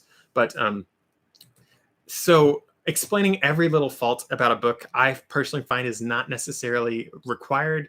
I like to give people a good taste, a good flavor of what the book is going to be like. So I mentioned this earlier on, actually, in the first segment, I think, which you guys can totally rewatch if you want, but I'm going to go over it again just because this is a very good question. Do I address every single fault? And that's something that really it's a big hang up for a lot of people. So I'm just going to show you guys this book right quick and tell you guys what I would address on it. So here's just the outside cover. Things that I would address with the outside cover. So besides getting photos of as many issues, as many details about the book as I can without going totally overboard, I'd say, okay, the cover has obvious shelfware. As you can see, that is quite obvious shelfware. The spine has some rips on them. The spine is also quite sun bleached and a little bit worn too. I mean, you can see that color difference. So I would mention things like that. I would give broad overviews, but I'm not going to say that there is a 1/4 inch tear there, a 1/2 inch tear there, 1/4 inch there. I'm not going to like really go hardcore on it. I'm not going to waste 3 hours writing these sorts of things, but I do like to give people a really good flavor. So that's what I would say for the outside cover. And then I would say there's a stamp of a name on the text block. I would mention things like this. As for the book itself, I like to, when I'm doing my listings, and guys, I've been doing this for years and I have yet to get any complaints on how much I list, say in my listing, sorry. I've sold hundreds of books over the years. Again, no complaints on any of this. So I like to believe that I have been doing it well enough. I do a lot more than a lot of other sellers do. So potentially that's why I'm not getting complaints, is because I really do chase things a lot more than a lot of other folks. But for the interior, guys, I would mention that there is a stamp on the inside front cover. And I would mention that the previous owner's name is on the first page. And I would mention like a couple of those things. However, if the book is absolutely chock full of writing, I'm not going to mention every single time someone writes something. So I would say there's the stamp and the previous owner's name. And generally, guys, that sort of stuff is going to be in the first few pages, or sometimes there's going to be a stamp in the last page. So I check those things whenever I'm doing listings. This one does not have any there. So for this particular book, I would say there's the stamp, there's the previous owner's name, and there doesn't appear to be any writing beyond that. So I like to use the word appear because it shows that I did look, but it sort of gives me some leeway if there is one little line here or one little scribble over there. It does give me a little bit of leeway. Of course, I'm sure a buyer would understand that as well. But for this book, I would say that all pages are present because I've gone through it and all pages are present. However, there's a signature that looks loose. So let me just look to see if it is loose. So the signatures, guys, those are what you call, let me see if I actually have something to explain with. Oh, I don't. But a signature, guys, it's when you have like one page, and whenever you're making a book, you actually don't just bind one page at a time. You bind, say, 10 pages all at once. And pages are like, here's one page, here's the other page, and it's one sheet of paper. You do like 10 sheets all at once, and that's called a signature when you have those all together. So sometimes, guys, I find signatures will come loose in these books, not individual pages because of the way books are bound, but the individual signatures themselves. So this book, the signature is coming a tiny bit loose, as you guys can see. It's this one in the middle, but it's not loose enough to the point that I would think about mentioning it to the buyer. on its own, because with the photos that I take, I would take a photo that shows that this one is not sitting in as properly as it ought to. So a buyer will know off the top of their head about that. So I would say all pages are present, none are loose. I would mention the writing, and then I would potentially, if the book had water damage, I would mention book has some water damage on the top right corner or something like that. And I would try to get a photo of these things. But at the end of the day, you don't have to list every single tiny little issue with the book, which is something that I do not see people do. Personally, I don't think it's totally required either, because so many eBay buyers are totally used to just totally being abused, honestly, for like so many people are paying $300 for a book that the person only took a photo of the cover for, and then they didn't even say a description. They just said book's good condition, buy it or don't, whatever. So when you go even just like 3 steps more than anyone else, if you take more than one photo, people will be more inclined to, first off, buy your book, but also be a little bit happier with your book, because it's like, this is what I bought. I did know what I was buying before I got it. I mean, think about it, guys. Would you want to spend $300 on something and then have it arrive in tatters because all you saw was a front cover? And as it turns out, it only was a front cover, that sort of thing. So I like to say as much as I can about these books, but I don't go overboard. So I hope that is helpful for you guys. In addition to that, let's face it, if you're writing all these things, it's going to take hours and hours, right? So pro tip for me with the listings that I make, I do write maybe 2 to 3 sentences on the cover, 2 to 3 sentences on the interior, and that's all I really say in the description. Sometimes I do add, if the book's more expensive, I do add a little third line that says, feel free to reach out to the seller with any questions. I used to say questions and comments, but I got a whole bunch of random comments, so I took the comments part out. But that is, I do say, feel free to ask questions. Feel free to ask for additional photos is one I use sparingly, because people do ask for random photos as well. I've had so many people that ask for photos, and you could tell in the way they're asking for the photos that they don't plan on buying the book. They just want to see that page of that book. So that is something to keep in mind as well. Maybe don't offer things if you're not ready to give it. So with that said, though, with these particular books, the amount of time I spend listing is, I usually do about 10 minutes per listing, which does sound like a whole lot to people that are just listing brand new books and they're like 30 seconds each or something like that. And when I did Amazon, I was one of those people. I actually, when I was buying all my books, I'd actually take all the books, I'd go through all of them slowly, and as I was going through them, I'd actually put them in piles. Here's a good pile, very good pile, like new pile, actually new pile. I would do all those different piles, and I would, from there, just have a copy and paste thing that I would do for when I was on Amazon. eBay, with antique books in particular, is it's its own beast, because antique books, every single one is worn a little bit differently. And just for an example, I mean, look at this one right here. It's got the sun-bleached spine and then all the shelf wear. And then you have this Bible here. It's got some spine wear, but not really any sun bleaching. In fact, it does have a tiny, tiny bit, but nothing you guys can see on camera. But I mean, these are totally different animals. This one, don't think has any writing in it. This one has all the writing in the world. This one doesn't have any gilding, and this one has like the shiniest gilding in the universe. I mean, I wouldn't be surprised if you use this thing as a mirror if you really tried. Like, I can actually see my reflection. So books are, of course, very different between all of them. So I do like to mention big differences like that, but I don't get hung up on it. I do address as many things as I can, but I don't try to spend so much time on books. The 10 minutes or so that I spend on a book, I think low end is about 6 minutes and high end is about 15. But my average, again, is about 10. And guys, with these books, that includes the time that it takes to look up the comps. It takes the time that it takes to take the photos. And again, I take quite a few photos of my books. I mentioned that in a previous section of this video, or the last video, which I'll put together in editing. But all that time is all included, and it comes out to about 10 minutes. So don't perseverate on these things. Feel free to ask questions in the live stream stuff, guys. But don't feel like you have to perseverate on these things, just like I'm perseverating on the answer.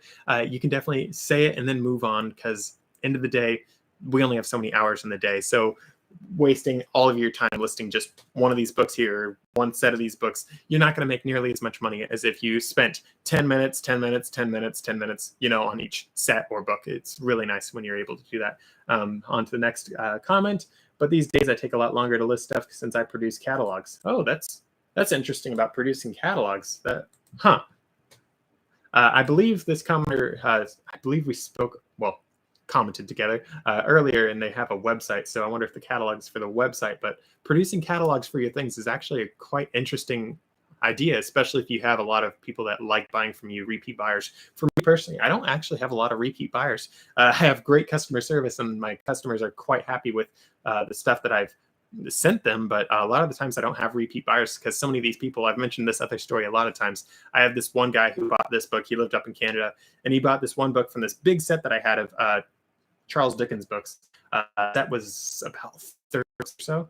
And he wanted just one of them. And I was selling it as a set, but he was like, listen, man, I've been around for this book my entire life. My father before me spent his entire life shopping around for this book, and his father before him. So this guy's grandfather spent his whole life trying to find this set of books because that set had been in the family for that many years, and it had always been missing one book. And the guy was like, listen, I will pay whatever you want for this one book. So there are a lot of people like that who this book, they've been trying to find it their whole life, where they had it in their childhood and they just want to buy it again. And let's face it, how many books do you remember from your childhood that you're like, I need to get another copy of it? There's probably only a couple of it, and the odds of me having all 5 of them or whatever are pretty slim. So let's face it, people are probably not going to return 15 times to come and get stuff. However, I do know of plenty of people that have repeat customers time and time and time again, and I'm a little bit jealous of it. Mel from Back from Burnout, highly recommend you guys check out her channel, by the way. She talks about like incessantly, oh yeah, this repeat customer, this one, and oh, and this repeat customer bought like 50 books. I'm just sitting here like, I have like 10 repeat customers like ever. I actually have more than 10, but it's funny. And the thing for me with the repeat customers that I have, they actually buy my newer books. So I've mentioned in other videos that to get ready for the recession, I did get into some mass market paperbacks of it. And the mass market paperbacks, a lot of those people ended up being repeat buyers. They'd buy my lots of 10, and they come back later and buy 2 lots of 10, and then they buy like 3 lots of 10, and they come back and buy another 10, and they just keep on going until I ran out. I don't know if I'll buy more anytime soon. I couldn't find a place lately that has a really good deal on it, but we'll see. Back to the comments. So yeah, that guy, we did speak together, and the first year I didn't bother with the catalogs at all, but then I started gaining regular clients, which included institutions and other dealers, and they love to read through the issued catalogs. So there you go. There you go. That's really interesting. Just in case you want to keep all of this private, I'm just going to skim it really quick. Current business model.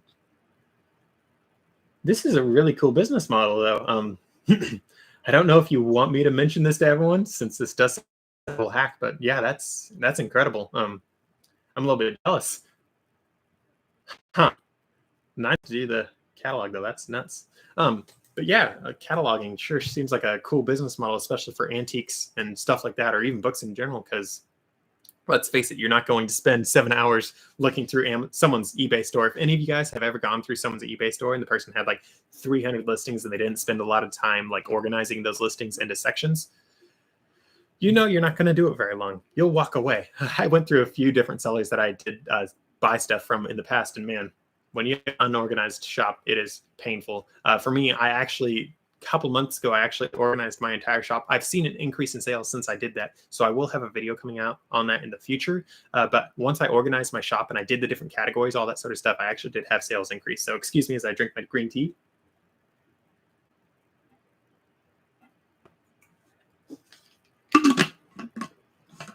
And I just choked on my green tea, so excuse me as I cough. All right. So the guy who was commenting, says that he's perfectly fine disclosing all this behind the scenes stuff. So in fact, he holds semi-regular meetings to discuss collaborations with friends and colleagues.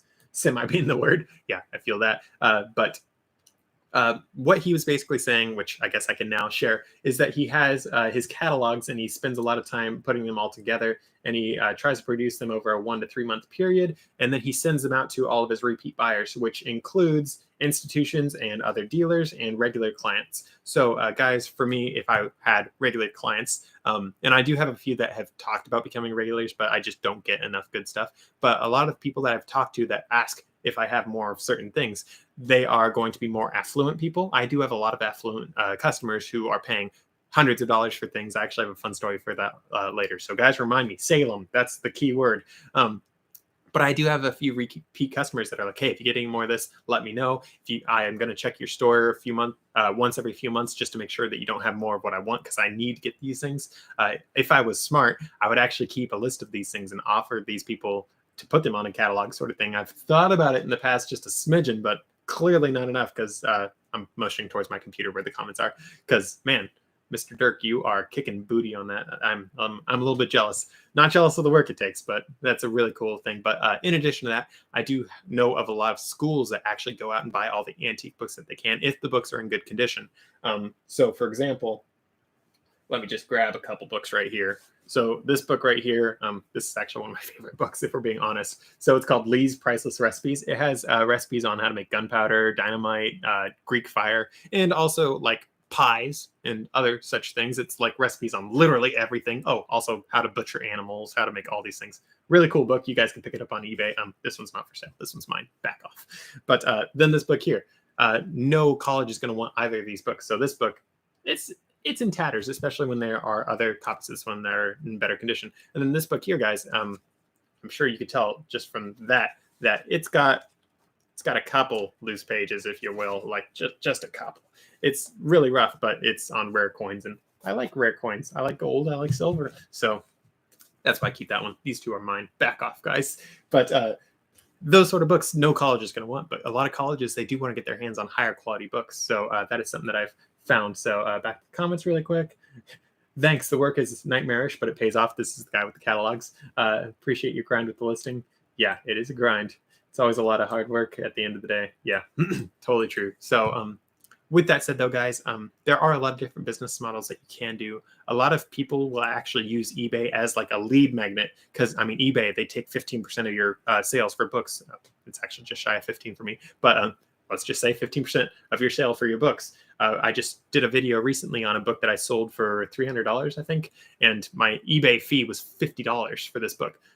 A lot of people use that, though, as a lead magnet where they bring a whole lot of people in who want antique books, and everyone comes through eBay. You pay an arm and a leg to get these people potentially, but then once you have them as a buyer, you put in a little leaflet and you're like, hey, here's actually something from a company that I have purchased from for the Goldbacks. I mentioned Goldbacks in another video. Where's my Goldback? Oh, I put it over there. Goldbacks, guys, it can be nice. In the other video, I mentioned this a little bit more.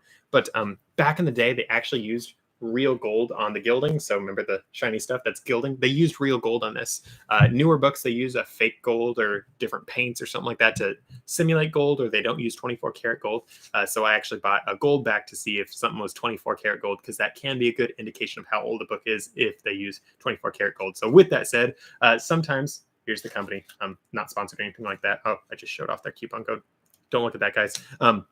But a lot of companies, guys, they'll put in a little business card or a little leaflet or something like that to push the buyers that bought from them on eBay, you know, all that funnel going into their sale. And then once you have someone buy, you know that that is someone that's interested in what you have. And if they are interested in what you have, you know that you might have a repeat customer. So a lot of people will put in a little leaflet, a little coupon, something like that, or they will send a coupon code through eBay to try to get people to come back. I don't know exactly the terms of service on eBay for that side of things, but a lot of companies do that. This particular company didn't do that. This is from an order I did through their website, but there are a lot of people that do that.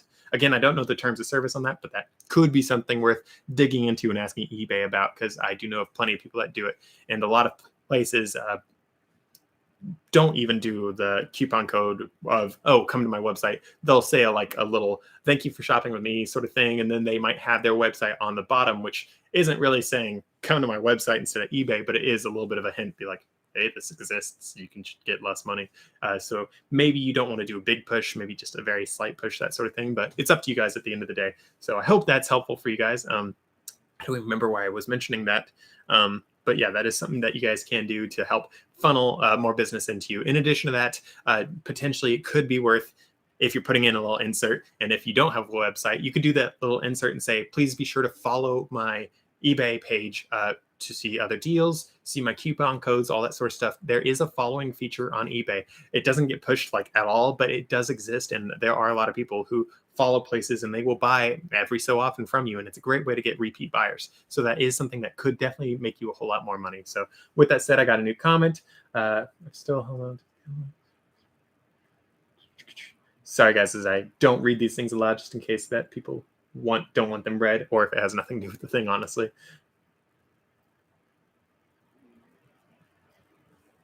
Yeah, it's always nice when people purchase from catalogs if you do all the business for it. There's a big section of collectors who actively seek old catalogs. That's interesting. And keep all the catalogs Yeah. So talking about the old catalogs for books, in addition to people collecting these things for themselves, a lot of people will collect old catalogs so they know the pricing to price their books at. So guys, if you guys can get your hands on old catalogs, so for instance, back to these books that I have here. So this one right here is basically a catalog, if we're being honest, and it talks about the pricing for all these different books. And guys, I know that with inflation, guys, we're talking about inflation being bad right now because we have the government says X much. Other people are saying, okay, the government always understates and it's actually 3 times that much, which I personally would believe, especially with what I've been paying for things. But guys, we're complaining about inflation right now. Fun fact. So 1913 is when the Federal Reserve, that's the people that print all the money that we have now, was created. That's America's central bank. The dollar is worth 3 cents of what it was back then. So a dollar back then could buy this much. Now could buy 3 cents of what it used to buy. So with that said, some catalogs are not going to be very helpful for pricing, but it can give you an idea. But this thing right here talks about the pricing for all these different books. And unfortunately, I don't think it came through. But this right here is the Continental Dollar, which is pretty dandy. It's from 1776. And it says on the highest end, it's worth $150.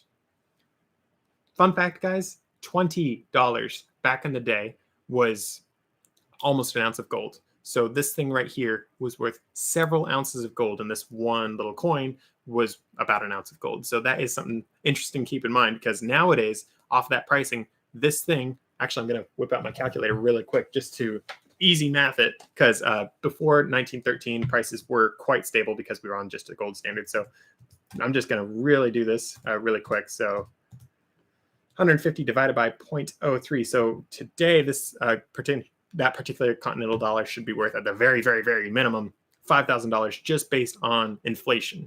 Of course, there is the collectability of it, so I would not be surprised if this particular Continental Dollar, that I just showed you guys in that little photo, would be worth tens of thousands or hundreds of thousands of dollars today. But it is cool to have catalogs because you guys can actually figure out roughly how much a book is worth.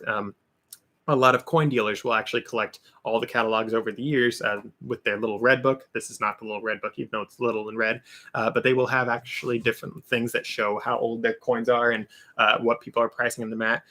They call a gray sheet another thing that coin stores have. And I know I'm talking about coins a lot with this, but that's just because I have that book and I like coins.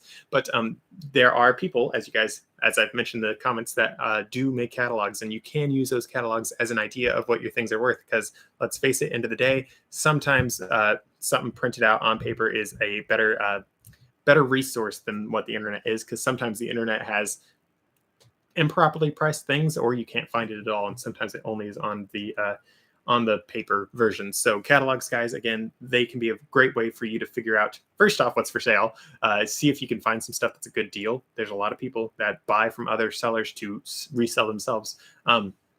But in addition to all that, if you are a reseller yourself, you can always find things that, okay, I don't know what this is worth. You find it and you're like, oh, this is actually sort of what I have. And you can actually price your thing based on that. So that is something that's cool. With all that said, so remember how I said the keyword was Salem. None of you reminded me, you meanies. But something really fun, though, about repeat buyers. So I actually had a buyer who bought, I think she might have been the one that bought my padded black encyclopedia set, the Britannica encyclopedia set. That was black padded leather, which, if you guys remember, was like $1,500 to ship or something like that to Greece. That poor guy. I had people for that set, guys, asking from Greece, from Croatia. It was one of the Balkan states. I don't remember which one. And then Turkey, which is pretty close to the Balkans and Greece. I don't know why everyone was so interested over there. And then I had South Africa. I had so many countries asking about that book, which was so interesting. But guys, there are people asking for all these things. And then this lady buys it and she reaches out and she's like, so I see that you live up in Gresham. I live in Gresham. So let's say the entire screen you guys see is Oregon. So let's see, for you guys, it should be right here. So here's the Portland metro area. And this lady lived down in Salem, which is around here. And it's funny. She's like, so I see that you live up here. Mind if I do local pickup, and I'll actually just drive up there someday and pick up these books, because shipping for those books, even down to Salem, was like $300 or something like that. It was nutso. So I was like, yeah, absolutely. And then I was like, actually, deleted. Yeah, absolutely. I was like, actually, I'm planning on driving down to Corvallis. So here's Portlandish, here's Salem, Corvallis is a little bit further down. Actually, not that far down. It's more like this. But I was like, actually, I'm driving through there. So how about I stop by? We meet at the Fred Meyer parking lot, and we'll trade the books off there. And she got all the books, and she was explaining why she wanted them, all that sort of stuff. And obviously, she was quite happy to not have to drive however long that was. It's not too long of a drive, but it's a bit of a drive. It's a lot easier to do that drive now because now there's an In-N-Out in Kaiser, which is basically just a suburb of Salem. So they have an In-N-Out now, so it's worth driving down there a whole lot more. They didn't have it back then, so I missed out. But it was funny because I actually did a local pickup where I basically just delivered the entire thing, which I thought was quite funny. So potentially that could be something for you guys to do if you really want. For me, I didn't just do that trip because I wanted to. I did it because I was hitting somewhere else. But with the profit I made on that set, just off the top of my head, guys, I want to say I spent $30 on that set, and I sold it for at least $300, I think. So based on that, I could definitely pay for the gas and the time to go between the two places. I think that's how much I spent. I might have done more. I'm trying to remember if I bought that set together or if I bought it from Goodwill Outlet. Because if I got it from Goodwill Outlet, sorry guys for me being a little scatterbrained, I paid $229 each if I did, and that was like 32 bucks, let's say. So if I got it from Goodwill Outlet, that'd be 73 bucks and some change. So either way, I made some good money on that set, and I don't remember for sure if it was 300 bucks I sold it for, but it was around there. But even then, still good enough money for me to deliver it if I wanted to, but I didn't. And so that was a really fun thing. And as I said, just met at a Fred Meyer parking lot. If you guys are doing local pickup, even if you're driving non-local to do the local pickup, I highly recommend that you guys meet at a public place. Do not go to the person's house. Do not go to the backside of Walmart where someone's dealing crack cocaine. I highly recommend you guys do it in a public place with other people around. Let's face it, guys, society is not what it used to be. There are sketchy as everything people around. For me, I live in the Portland metro area, and 10 years ago, actually, no, maybe not 10 years ago, 15 years ago, Portland was safe enough that I would be willing to walk through it from one side to the other. Nowadays, I'm a dude. I can handle myself. I don't go there. It's not safe to go there. So that people just are not what they used to be. They're not as honorable. They're not as trustworthy. So be sure you meet in a public place. There are a lot of people that sell things online and they meet in front of a police precinct, or they meet at a post office, or Fred Meyer's is a quite common one that I see. Fred Meyer's, guys, that's my favorite place to meet up with people. I've done it quite a few times for different pickups. I don't invite people to my house to do local pickups just because I do like having that audience of everyone else around in case that person pulls out a bazooka and starts shooting at me. I don't want to get blown up alone, you know? So that is a little bit of a tip right there. I do have a video on how to do local pickup as well. I guess I actually had someone just comment today about local pickup. They said that their buyer actually did get the QR code thing to check off that you actually did receive the item, which is quite stinking dandy, because I said that in the video that eBay was potentially rolling that out, and I had so many people comment, it doesn't exist, you're a liar, but this person said it does exist now. So that's really cool. So keep an eye out for that if you guys are doing local pickup. But with that said, I got a new comment about one of my clients at a train station stop regularly. That's interesting. Train station stop would totally work. For me, we don't have like any trains on the West Coast. Like we do have a couple, but like if you look at a map of the trains on the East Coast compared to the West Coast, like the West Coast, there's like 3 rail lines, I want to say, that go from the West Coast to the East Coast, and 3 of those turn into 2 like halfway through. Then you look at the East Coast and it's just like a web. So might work for you guys on the East Coast. If you're on the West Coast, maybe not so much because we don't have trains, which is a real bummer. He always pays me with money in an envelope for books. I don't question anymore. Yeah, 100%. Once you do enough business with someone, it's a lot easier to trust them. Of course, you can always get stabbed in the back by some of these people, but the worst thing that happens is you're out however much you paid for that book and you don't do business with them again. Luckily, though, a lot of people that you find are honest remain honest. It's very nice. I heard an interesting thing the other day. I guess your morality as a human being, you get that at age 10, roughly. And then after that, it's hard for you to stray away from that original morality, which I think is quite interesting. So fun little random fact there. So as I was saying, though, once you start doing business with someone and you find they're really trustworthy, it's a lot easier to trust them and keep doing things. Honestly, if I had someone that bought it from me regularly enough, I probably would invite them to my house at some point and be like, hey, so we could do the local pickup here. And while you're here, I actually have these 500 books that I think you'd be interested in that I haven't listed yet. You know, that could be a route that I take. I think I've only shown off a few extra pictures of what I have to a few buyers because, as I mentioned earlier, I just don't get many repeat buyers. I do for certain books like the mass market paperbacks and other such things. But by and large, most of the books that I sell, it's like one off and they never come back. I don't even know if they ever come back to eBay. I actually have had a few customers that are like, yeah, I saw you had this book and I literally made an eBay account to buy this book. So I have no idea how to do eBay. So can you walk me through that? But yeah, I need this book and I'm never coming back. So please. So I've actually had that one happen a couple times. So is getting blown up with people better than getting blown up alone, as I mentioned with the bazooka thing. Yes, it is. Absolutely. Have you ever been blown up? Clearly not, man. So obviously that's a jest. But yeah, thanks for the funny comment. But yeah, so end of the day, try to do as many things as you can in public when you're doing business dealings, because let's say the person steals all your books. They steal your set of Encyclopedia Britannicas and it weighs 300 pounds. They start running off with your 300 pounds of books. You can be like, stop, thief. And then you can slowly walk over to where they're struggling and stop them, and other people might help, especially if you're in an open carry state. Someone will really help then. But yeah, so that's the sort of thing that I personally find is the public areas. Actually, quick aside, so public areas aren't just for safety for you, it's for safety for the customer. A lot of people might not feel the most comfortable driving out to your house, out in the boonies or out in some quiet neighborhood, or if you live in a sketchy neighborhood, I would especially avoid telling people to come to your house because they're like, what? I'm not going there. So for me, Gresham is, let's say here, Portland's here, and between Gresham and Portland, there's actually an area called Rockwood. Gresham bought out part of Rockwood, but it's still a Portland address. But guys, people where I live, they make fun of Rockwood. Personally, I like Rockwood, but it's a very crime-ridden area. It's gotten a whole lot better. They've been doing a whole lot of work there to try to make it not as dangerous. But listen, if you live in a really dangerous area, people will feel a little sketched out. If you say, for me, meet me in Rockwood, they'll be like, hey, what if you drove over here instead? Because for your customers, you want to make sure that they feel safe as well. So meeting in the public area is not just in case they pull the bazooka on you and try to blow you up.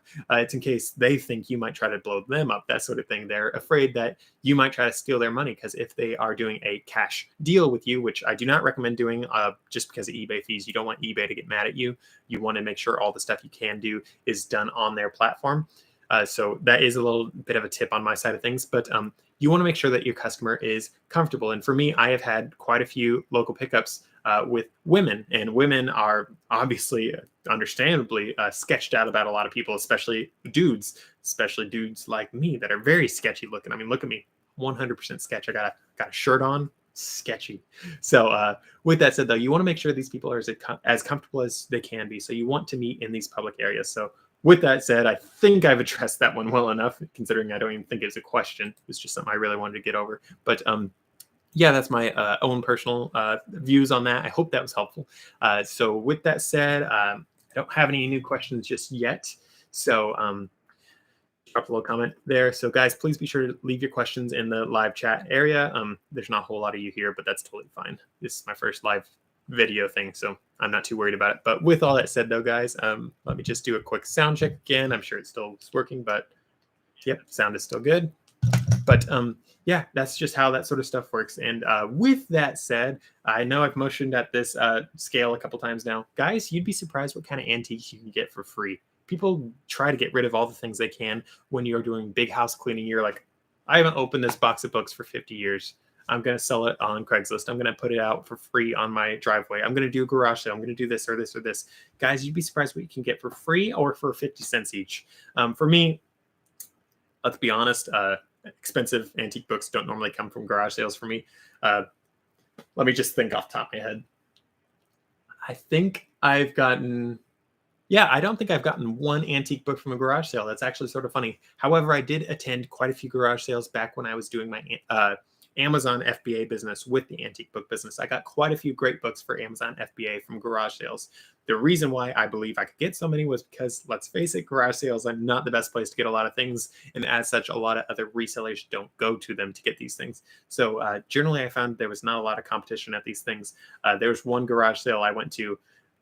I got a stack of like Star Wars hardcover books, and those things went on Amazon for 20 to 30 bucks each. I think it was something like that. And it was like when that set first came out. So that was absolutely amazing for me because I got them all for like, I got it in Bend, and I can't remember for sure if I got it for 25 cents each or it could have been 50 cents each. It might have been a little bit more, but guys, I got such a good deal on that. And it's funny when you go to garage sales or even estate sales that are done by the family itself, you can get some outstanding deals, because a lot of the times people just want to clear these things out. So like the scale that I got behind me, I paid a grand total of $0.00. So good deal for me. It's worth a good chunk, and it also just looks really cool. I think I might reposition a little bit for further videos, but yeah, I'm very proud of that thing. But you guys would be surprised what you guys can find if you just look around a little bit more. And honestly, a lot of the books that I've bought recently actually came from a college. And guys, after doing it once, I'm going to proudly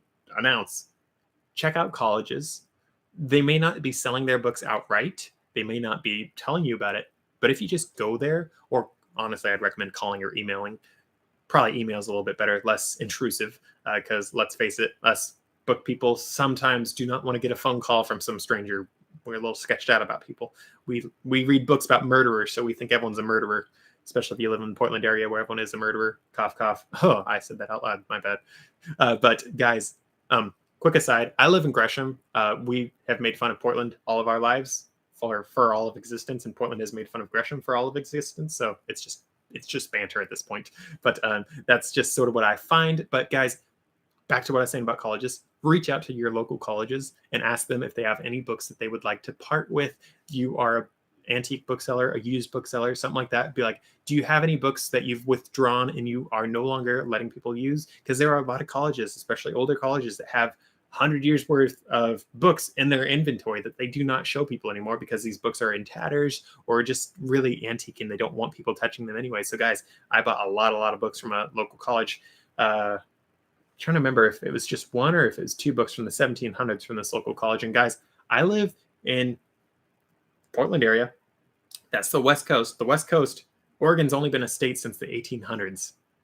The West Coast has not been inhabited by Western society with all the books very long whatsoever. So finding books from the 1700s is very impressive over here. But guys, think about if you found, like, let's say Oxford College or something. I don't know when Oxford was founded, but let's say Oxford was founded in the 1600s.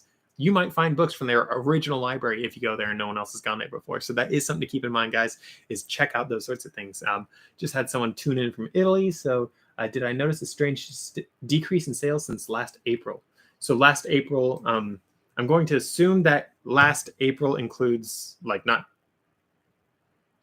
this year's April, but the one before. So since this year's April, I have not found a change in sales very much whatsoever. I did have a couple of days that were a little funkadoodle as eBay had a little bit of weirdness going on. But since last April, like 2022, this is 2023 now. So since 2022's April, yeah, I have seen a decrease in sales. I've done a couple of videos on this actually, guys.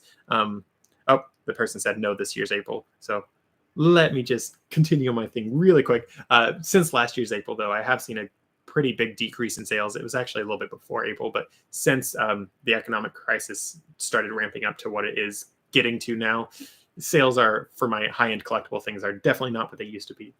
Since this year's April, I have not seen much of a difference. However, after the first bank failure, Silicon Valley Bank, that particular bank failure, sorry, I did see a marked decrease for about 2 weeks or so, as everyone just got their pants scared off, basically. But back to the rest of this question. I'm in the same business as yours. A lot of people in the eBay forums are talking about it. That's interesting that a lot of people are talking about it. Again, I have not personally noticed it, but I don't really spend a lot of time on the eBay forums. Sorry. But that's the same thing for when I did Amazon. I was like, I know there's Amazon forums, but everyone there on Amazon forums back when I was there, they were like, all my sales are down.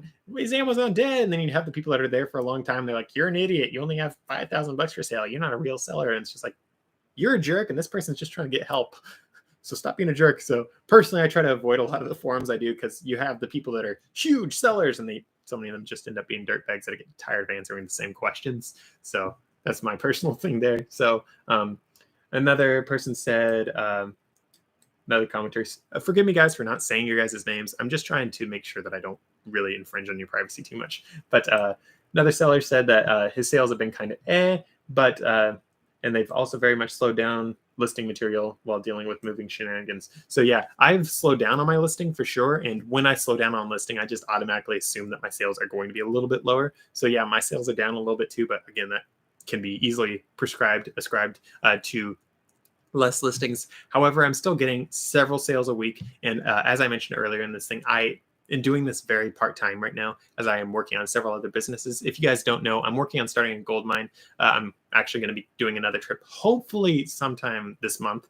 I actually just did a trip 2 weeks ago or so and got crazy sunburns. I know it doesn't look like I'm very tan. I'm looking at myself on the video right there. I know I don't look very tan, but I got quite tan from all the sunburn that I got as I was down in the desert. But working on doing a gold mine, so that's taking most of my time as I get other things squared away on that side of things. So that's my little excuse right there for not doing a whole lot of listing. But with that said, my sales still, they're quite flat-ish compared to what they've been for the past couple of months, which I find is quite nice because they were in free fall as of definitely 2022, but I want to say even getting into the end of 2021, it started getting a little bit, and then it just sort of, but again, I sort of started pivoting into the lower end books as much as I could without totally ruining my name of being an antique book guy, because I'm here for antique books. So with that said, I am, however, standing on 2 big sales, major clients. One of those finally got through and got balanced.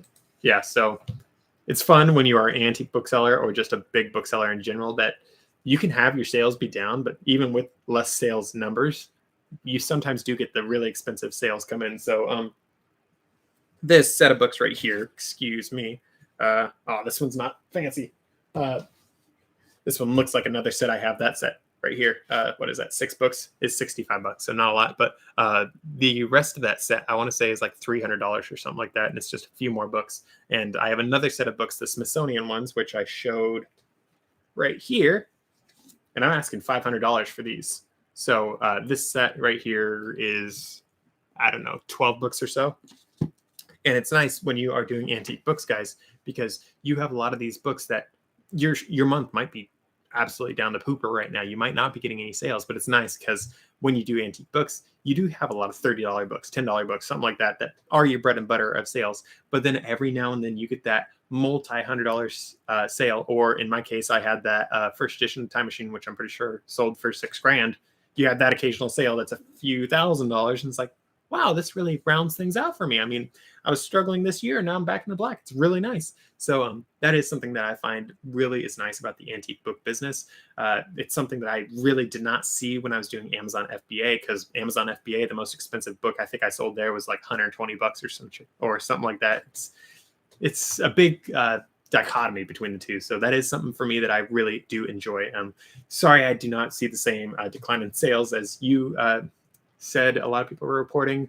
I guess I'm a lucky ducky, but it's interesting just the book business in general, how some people that sell just new books might see more sales come or less sales come. And the antique book side of things, I find it's not quite as steady because remember, as I said, a lot of my high-end antiques aren't selling anymore because the crash has started. But it's interesting because I do find the antique side of things is a lot more steady of a sales item for me.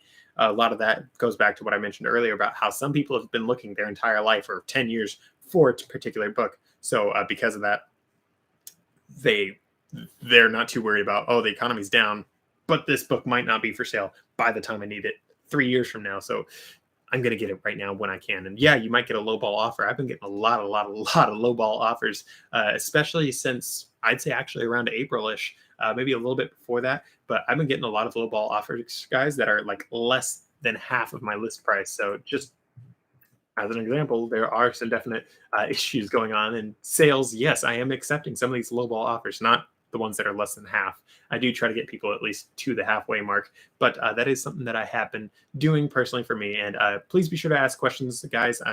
I might not give you the best answer that you want, and I don't know everything under the sun, but I do know a couple more things than people that don't know anything about antique books. I don't know. But yeah, guys, I've been doing this for 5 years. I haven't come across everything under the sun. Guys, I'm being 700% honest right now. I've been doing this for about 5 years. I just came across my first books from the 1700s within the past 365 days. I believe it was October of last year that I finally got my very first 1700s book. As soon as I got that book, I was like, yes, I'm officially a real antique bookseller. And since then, I've gotten 2 or 3 other 1700s books. So I don't know. When it rains, it pours, I guess. I don't know. But guys, it's funny, just the sort of stuff that you come across. I mean, as I said, I've been doing this business for almost 5 years. And it took 5 years to get to the point that I got my first book from the 1700s. Everything until then, guys, was usually the 1880s was the oldest I'd get. I think before that, the oldest one I ever had was like 1856 or something like that. And that was like my running best ever. And as I mentioned already, these books here, I'm pretty sure are reprints. So I don't really count them in my 1700s count. So I said that my best books were like the 1800s and some change, but then I would caveat with, and I might have some that are from the 1700s, but I doubt it because, I mean, guys, if you guys have been selling antique books for any amount of time, you know this kind of paper is not from the 1700s. You know that this is a lot newer than that, so that's why I suspect the reprint. But it's still a cool set of books, and I still have been hanging on to it for a couple of years. I haven't even listed them yet, just because I think they look cool. And it's a set that I've been wanting for so long. So it's like, yeah, I'm going to hang on to them. But with that said, I'm just going to do a quick drink of water. Well, actually, green tea, sorry.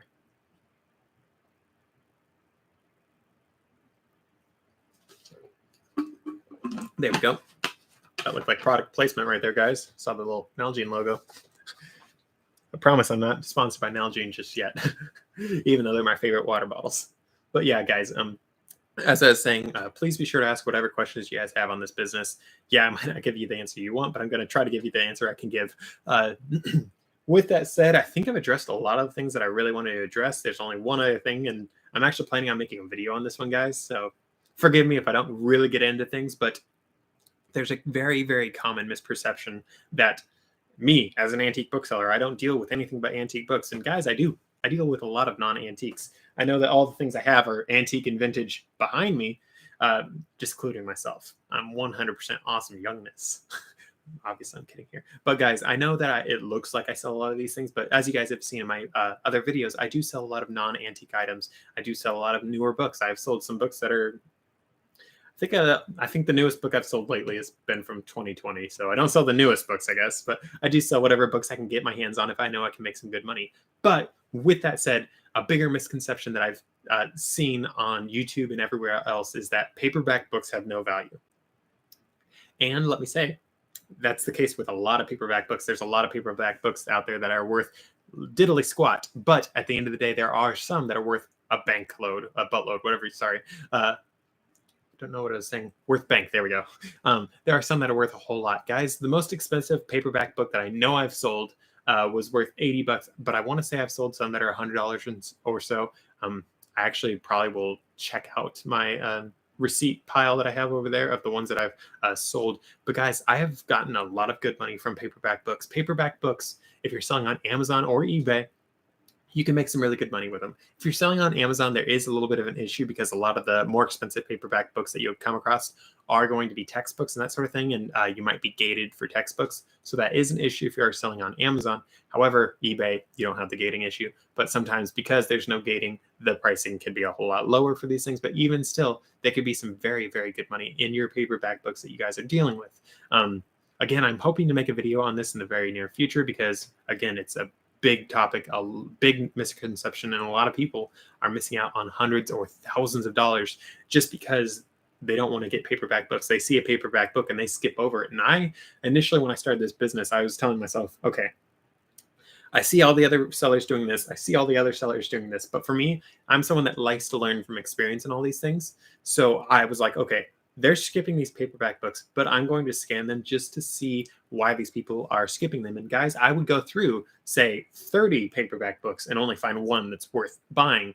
So I could see why people would skip over it completely, because it is a lot more scanning, a whole lot more work to look all these things up. But the one I found was worth, say, $20, which means $8 profit or whatever it was for Amazon FBA back at the time. So it's like, okay, it is a little bit more work, but still, if you think about the hourly that you're making, I mean, I spent, 2 minutes scanning all those, got $8 profit. Okay, all I need is one more of those in the next couple of minutes, and I'm up to making a minimum wage. That's pretty stinking dandy, and that sort of thing. So yeah, at the very minimum, you can probably make minimum wage doing that. But on the higher end, as I mentioned, I've sold paperback books worth $30, $60, $80, and I think a little bit more than that. Just last week, I believe, I sold a paperback book, I want to say for $80. I also sold one for $65. I sold a couple for $30 and some change, that sort of thing. Guys, you can make some good money selling paperback books. I know it's not an antique book. I know I'm a heathen for trying to say that you could sell non-antique books, but it is something that I've sold. It's something that I've made some good money on, that sort of thing. So guys, keep that in mind. Don't just snub a book because everyone else is snubbing it. Don't just snub a book because you only scanned 5 of that kind of book before and couldn't find anything worth good money. Like even cookbooks, guys. Let me tell you, there have been so many times that I went to these different sales and I'd go through every single cookbook and there wasn't one worth my time. And I'm like, man, that was a waste of 5 minutes. I'm not going to do it again. And I was like, I told myself early on that I was not going to swear off a certain, well, actually I did swear off some genres of books. I'm a Christian, folks, so I don't like selling all of that witchcraft stuff. I know it sounds, oh, he believes in witchcraft. Da, da, da. No, there are actually witchcraft books that teach witchcraft and Ouija boards and all that sort of stuff. I don't deal with that out of principle alone and all that sort of stuff, but also like inner pro books, I call it. I try not to deal with those. Sometimes I accidentally buy them. I'm sorry. And I accidentally sell them because I don't know what they are, because I don't flip through all the books that I read. But by and large, I try to keep my inventory clean, or as clean as I can have it. So I did swear off those genres, but by and large, guys, I would be going through all these different books that I do on all these different sales. And it's like, okay, I didn't find any expensive cookbooks for the past 3 months of going through places. But even then, I'd still be like, okay, rather than not get the cookbooks at all, I'm going to wait until the very end to go through the cookbooks because no one else was going through them as it was. So no harm, no foul there. So I would go through, get all the books that I could from all the other places if I was doing scanning. All this, guys, is just me talking about scanning. Of course, I do the looking up books as well. And I do follow the same rules for that. But guys, I would scan every other book at these sales and I would check them.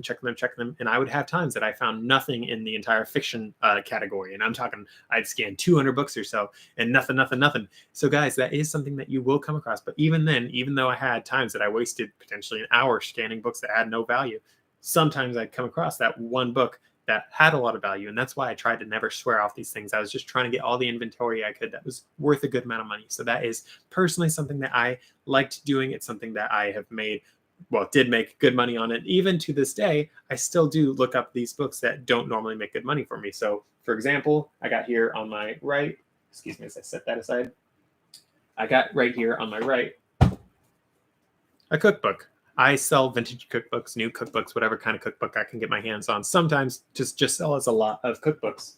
And if we're being honest, guys, cookbooks, you probably aren't going to get rich if you're selling them as lots, but you're going to be able to just get nice, consistent sales volume off that sort of thing. I haven't sold a cookbook set for a couple of weeks, though, believe it or not. So honestly, I need to run another sale on it. Cough, cough. I've actually started doing like half off sales on what I currently have them listed for because I paid 50 cents each for them, or free, somewhere between the two, for these cookbook lots. So basically, no matter what I sell them for, I'm making good money. So that is something for cookbooks. You can definitely get the ones that are worth very little and still make some money on them. But at the end of the day, cookbooks, there are the occasional ones that are worth $20, $30, that sort of thing. Of course, I did not scan every single cookbook that I have here on my right. I have piles and piles of them on my right. Of course, I did not scan every single one down here, but there are a few that when I was going through them, I was like, okay, this one's worth 25 bucks. Yeah, I'll list this one on its own, but then I go over another one. And it's like, okay, this one's only worth 20 bucks. I'm going to throw it into a lot of books and that sort of thing. So if you guys are trying to sell cookbooks in your business, I would recommend selling lots of vintage cookbooks. Vintage cookbooks do very well for me and a lot of other sellers. Vintage cookbooks are something that people do like. Antique cookbooks also do very well. There are entire kinds of cookbooks. I'm trying to see if I have any of them right now. I don't see it. Forgive me, guys. I don't see it right now, but there is the Women's Institute cookbooks that they're very well made and they look great, but they actually aren't worth anything, which is sort of a bummer. But there are some of those kinds of cookbooks that actually do sell pretty well and can get you some really good money. I mean, I've seen some cookbooks sell for over $100, and cookbooks, so many people that sell them think cookbooks have no value whatsoever. So they'll give them away, or they'll charge you 50 cents each for me, like I got for those. 50 cents each. If you can make $1 each on them, it's pretty good. If you can make $50 on each, that's even better. So that's something to keep in mind for cookbooks. So with that said, though, hope that addresses the big things about cookbooks. Oh, another thing about cookbooks, if you are selling lots of them, try to do a lot of Mexican food cookbooks, like 5 of them, or desserts or cakes or something like that. Try to like have them actually have some consistency. So someone looking up cake cookbook won't buy one cake book in your lot and then have like 5 random things. Try to keep things a little consistent because that will help people be a little bit happier with what you come across. So looks like we got a new comment. Precision paperback of W. Never heard of W.S. Oh, I have heard of W.S. Burroughs. My bad. But yeah, this person says a first edition of the paperback of W.S. Burroughs' Junkie could be worth thousands. And yeah, as they said, seriously, guys, some paperback books, rather than being worth a couple $100 or tens of dollars, can actually be worth thousands of dollars, guys. Like, it's something I find is interesting, though, is sometimes when you have a signed paperback book, sometimes it does not help the value so much, though, because sometimes some authors sign every single book that goes out. So you might have it signed. You might think you found something worth millions, and it ends up being worth about the same as everything else, which is a bit of a bummer because everyone else has a signed one. But sometimes you do have signed ones that do really increase the value. In fact, I've seen some books, guys, that the book's signed, and all of a sudden the person asks for like $10,000 more, and it actually sells, and you're just like, can I have one? Can you sell it to me for $2 and I'll sell it for 10? You know, what if? But that is something that I definitely have had, guys, that I've had some paperback books that the value is not changed at all by signing, it being signed. I've had other ones that it does help the value a bit. So it's up to you guys to figure out what you sort of want to sell your book for, that sort of thing. But yeah, that is something that I've come across a few times now in the business, is paperback books that are worth a whole lot more. Usually it's the ones that I don't come across. It's usually ones that I see when I'm doing other things, but it is something that does happen. So excuse me.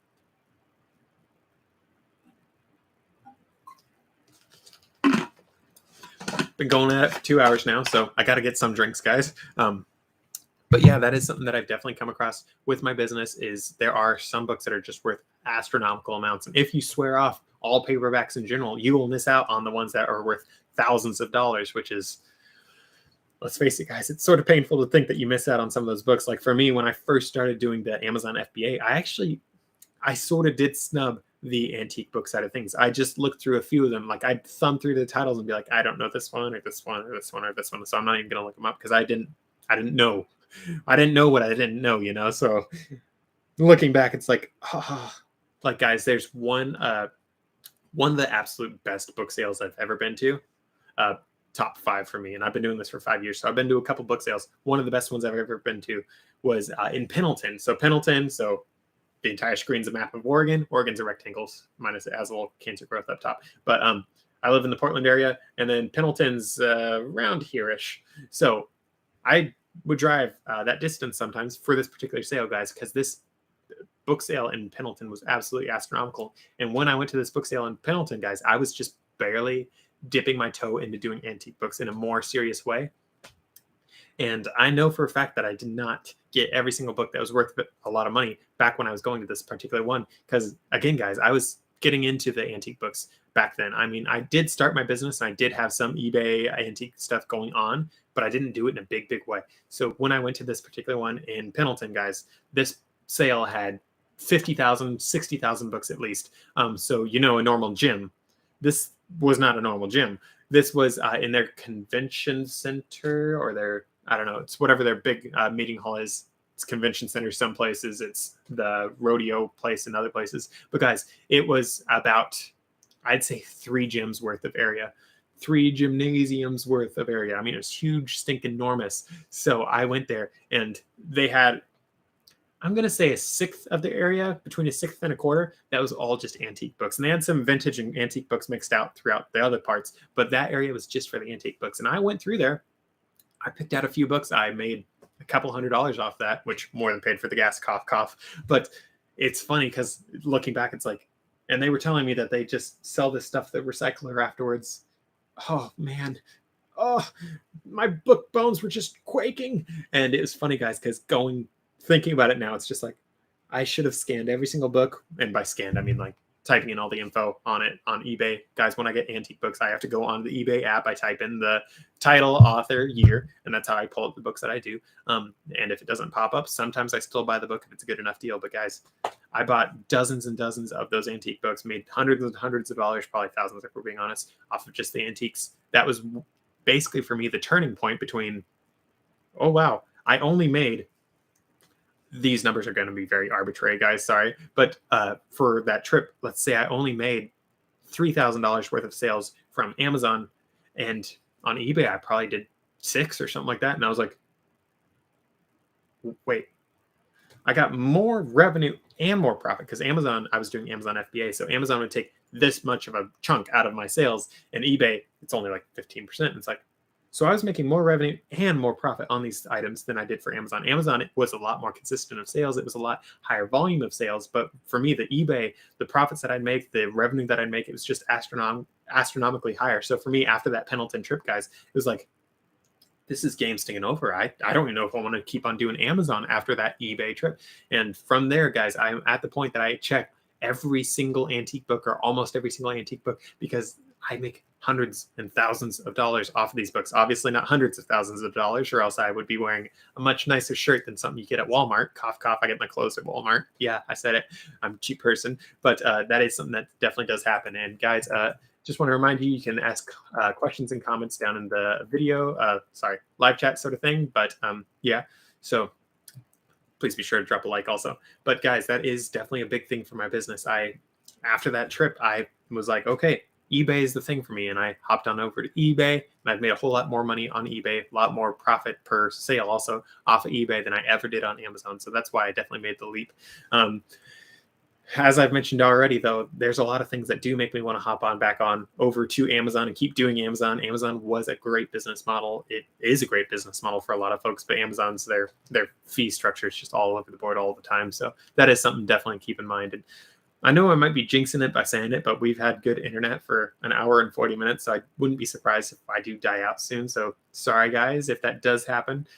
Probably will not be hopping back on if we do that because my voice is absolutely dying at this point. Because talking for 2 hours straight is not necessarily the best feeling in the world. So excuse me as I take a quick drink. Green tea and honey for the win, guys. And before you guys think that I'm spending expensive stuff, drinking expensive stuff, I'm cheap. I told you. All that tea is from Winco, and all that honey that I put in it. Honey helps soothe the throat. That's from Winco as well. Winco, guys, is like a smaller version of Costco, and it's just for the Pacific Northwest, which is the cooler part of the country. With that said, though, guys, again, please be sure to ask your questions. I'm here, as you guys can tell. I've been here for a little while, 2 hours basically of answering questions because I had a half hour or so that I did right before, and it died out. So with that said, I'm just going to address another quick question before I hopefully have you guys ask something. So book storage. I've had a lot of people ask about how to properly store books. I've had people ask about, like, do I store them in these boxes or these boxes? What about this? What about this?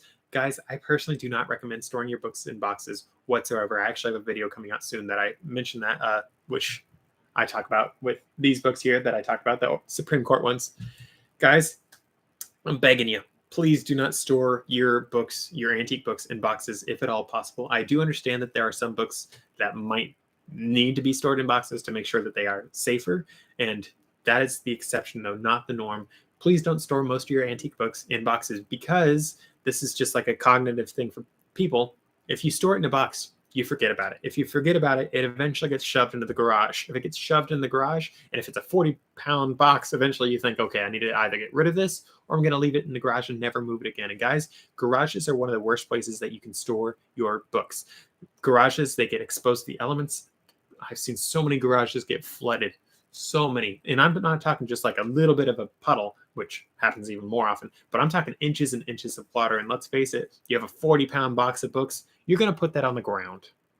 The ground plus 2 inches of water equals your books are drenched, your books are ruined, your books are either going to mold or you just threw them away.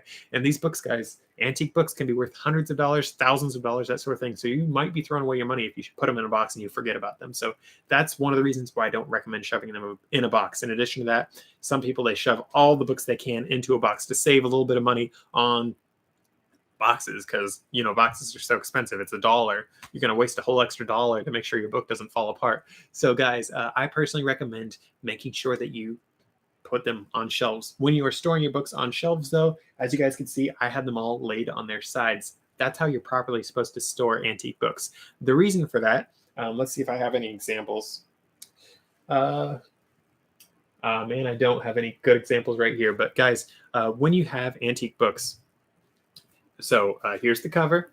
This is the text block. the text block will actually sag. So this one you can see did sag a little bit, but the text block will actually sag to the point that it actually touches your bookcase, and eventually it actually tears out at the top part too, where the binding just totally comes away because, let's face it, that much paper has a good amount of weight. And if you're dealing with an antique book that's 300 years old, it can't necessarily hold that weight perpetually. So you do want to make sure that you try to give your book the best chance it has. That's what people recommend, and why I recommend storing your books on their sides. Of course, it doesn't look nearly as nice as everything filed up right next to each other, looking all fine and dandy like everyone else does their books, but it is going to be how you maintain your antique books for the longest amount of time possible. That is the best thing that you guys can do for your books.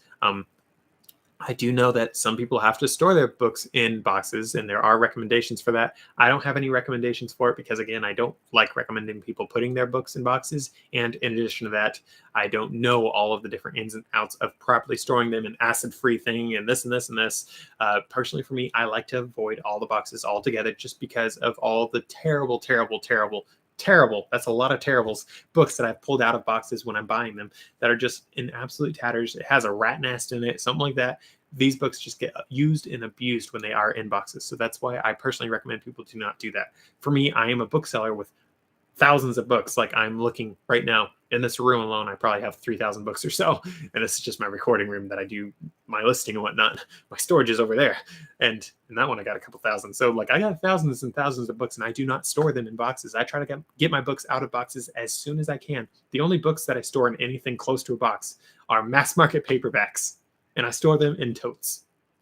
Guys, if I'm storing mass market paperbacks in those books that are worth 5 cents each, I think we should understand that we should not be storing books that are worth hundreds of dollars in a box. So I hope that is helpful for you guys. And it looks like I'm basically alone now for the live stream right now. It looks like a lot of people have left. So at this point, I think I can round up this video. I hope that this live stream thing was helpful. If it was, I'd love to hear you guys talk about it in the comments below. I'm going to probably piece together the first half and the second half of this video into one video that I will release tomorrow, Thursday, instead of my normal scheduled video, just so everyone can get a good chance to see it, because eBay has a weird thing that they put the videos in one section and the lives in a totally different section that people can't find. So I'm going to republish this as a normal video as well. But I hope that this video was helpful for you guys.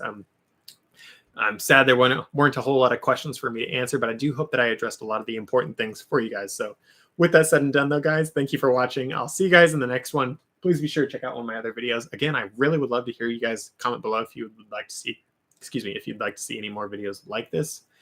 It is a little bit hard for me to do live streams, I will admit. As I mentioned already, the video did die on me halfway through. Well, actually, at this point, a quarter of the way through, which does happen quite often for me because my interweb is the definition of turd half the time. It's a little bit annoying. Luckily, we got a new provider that's a little bit better, but still not great.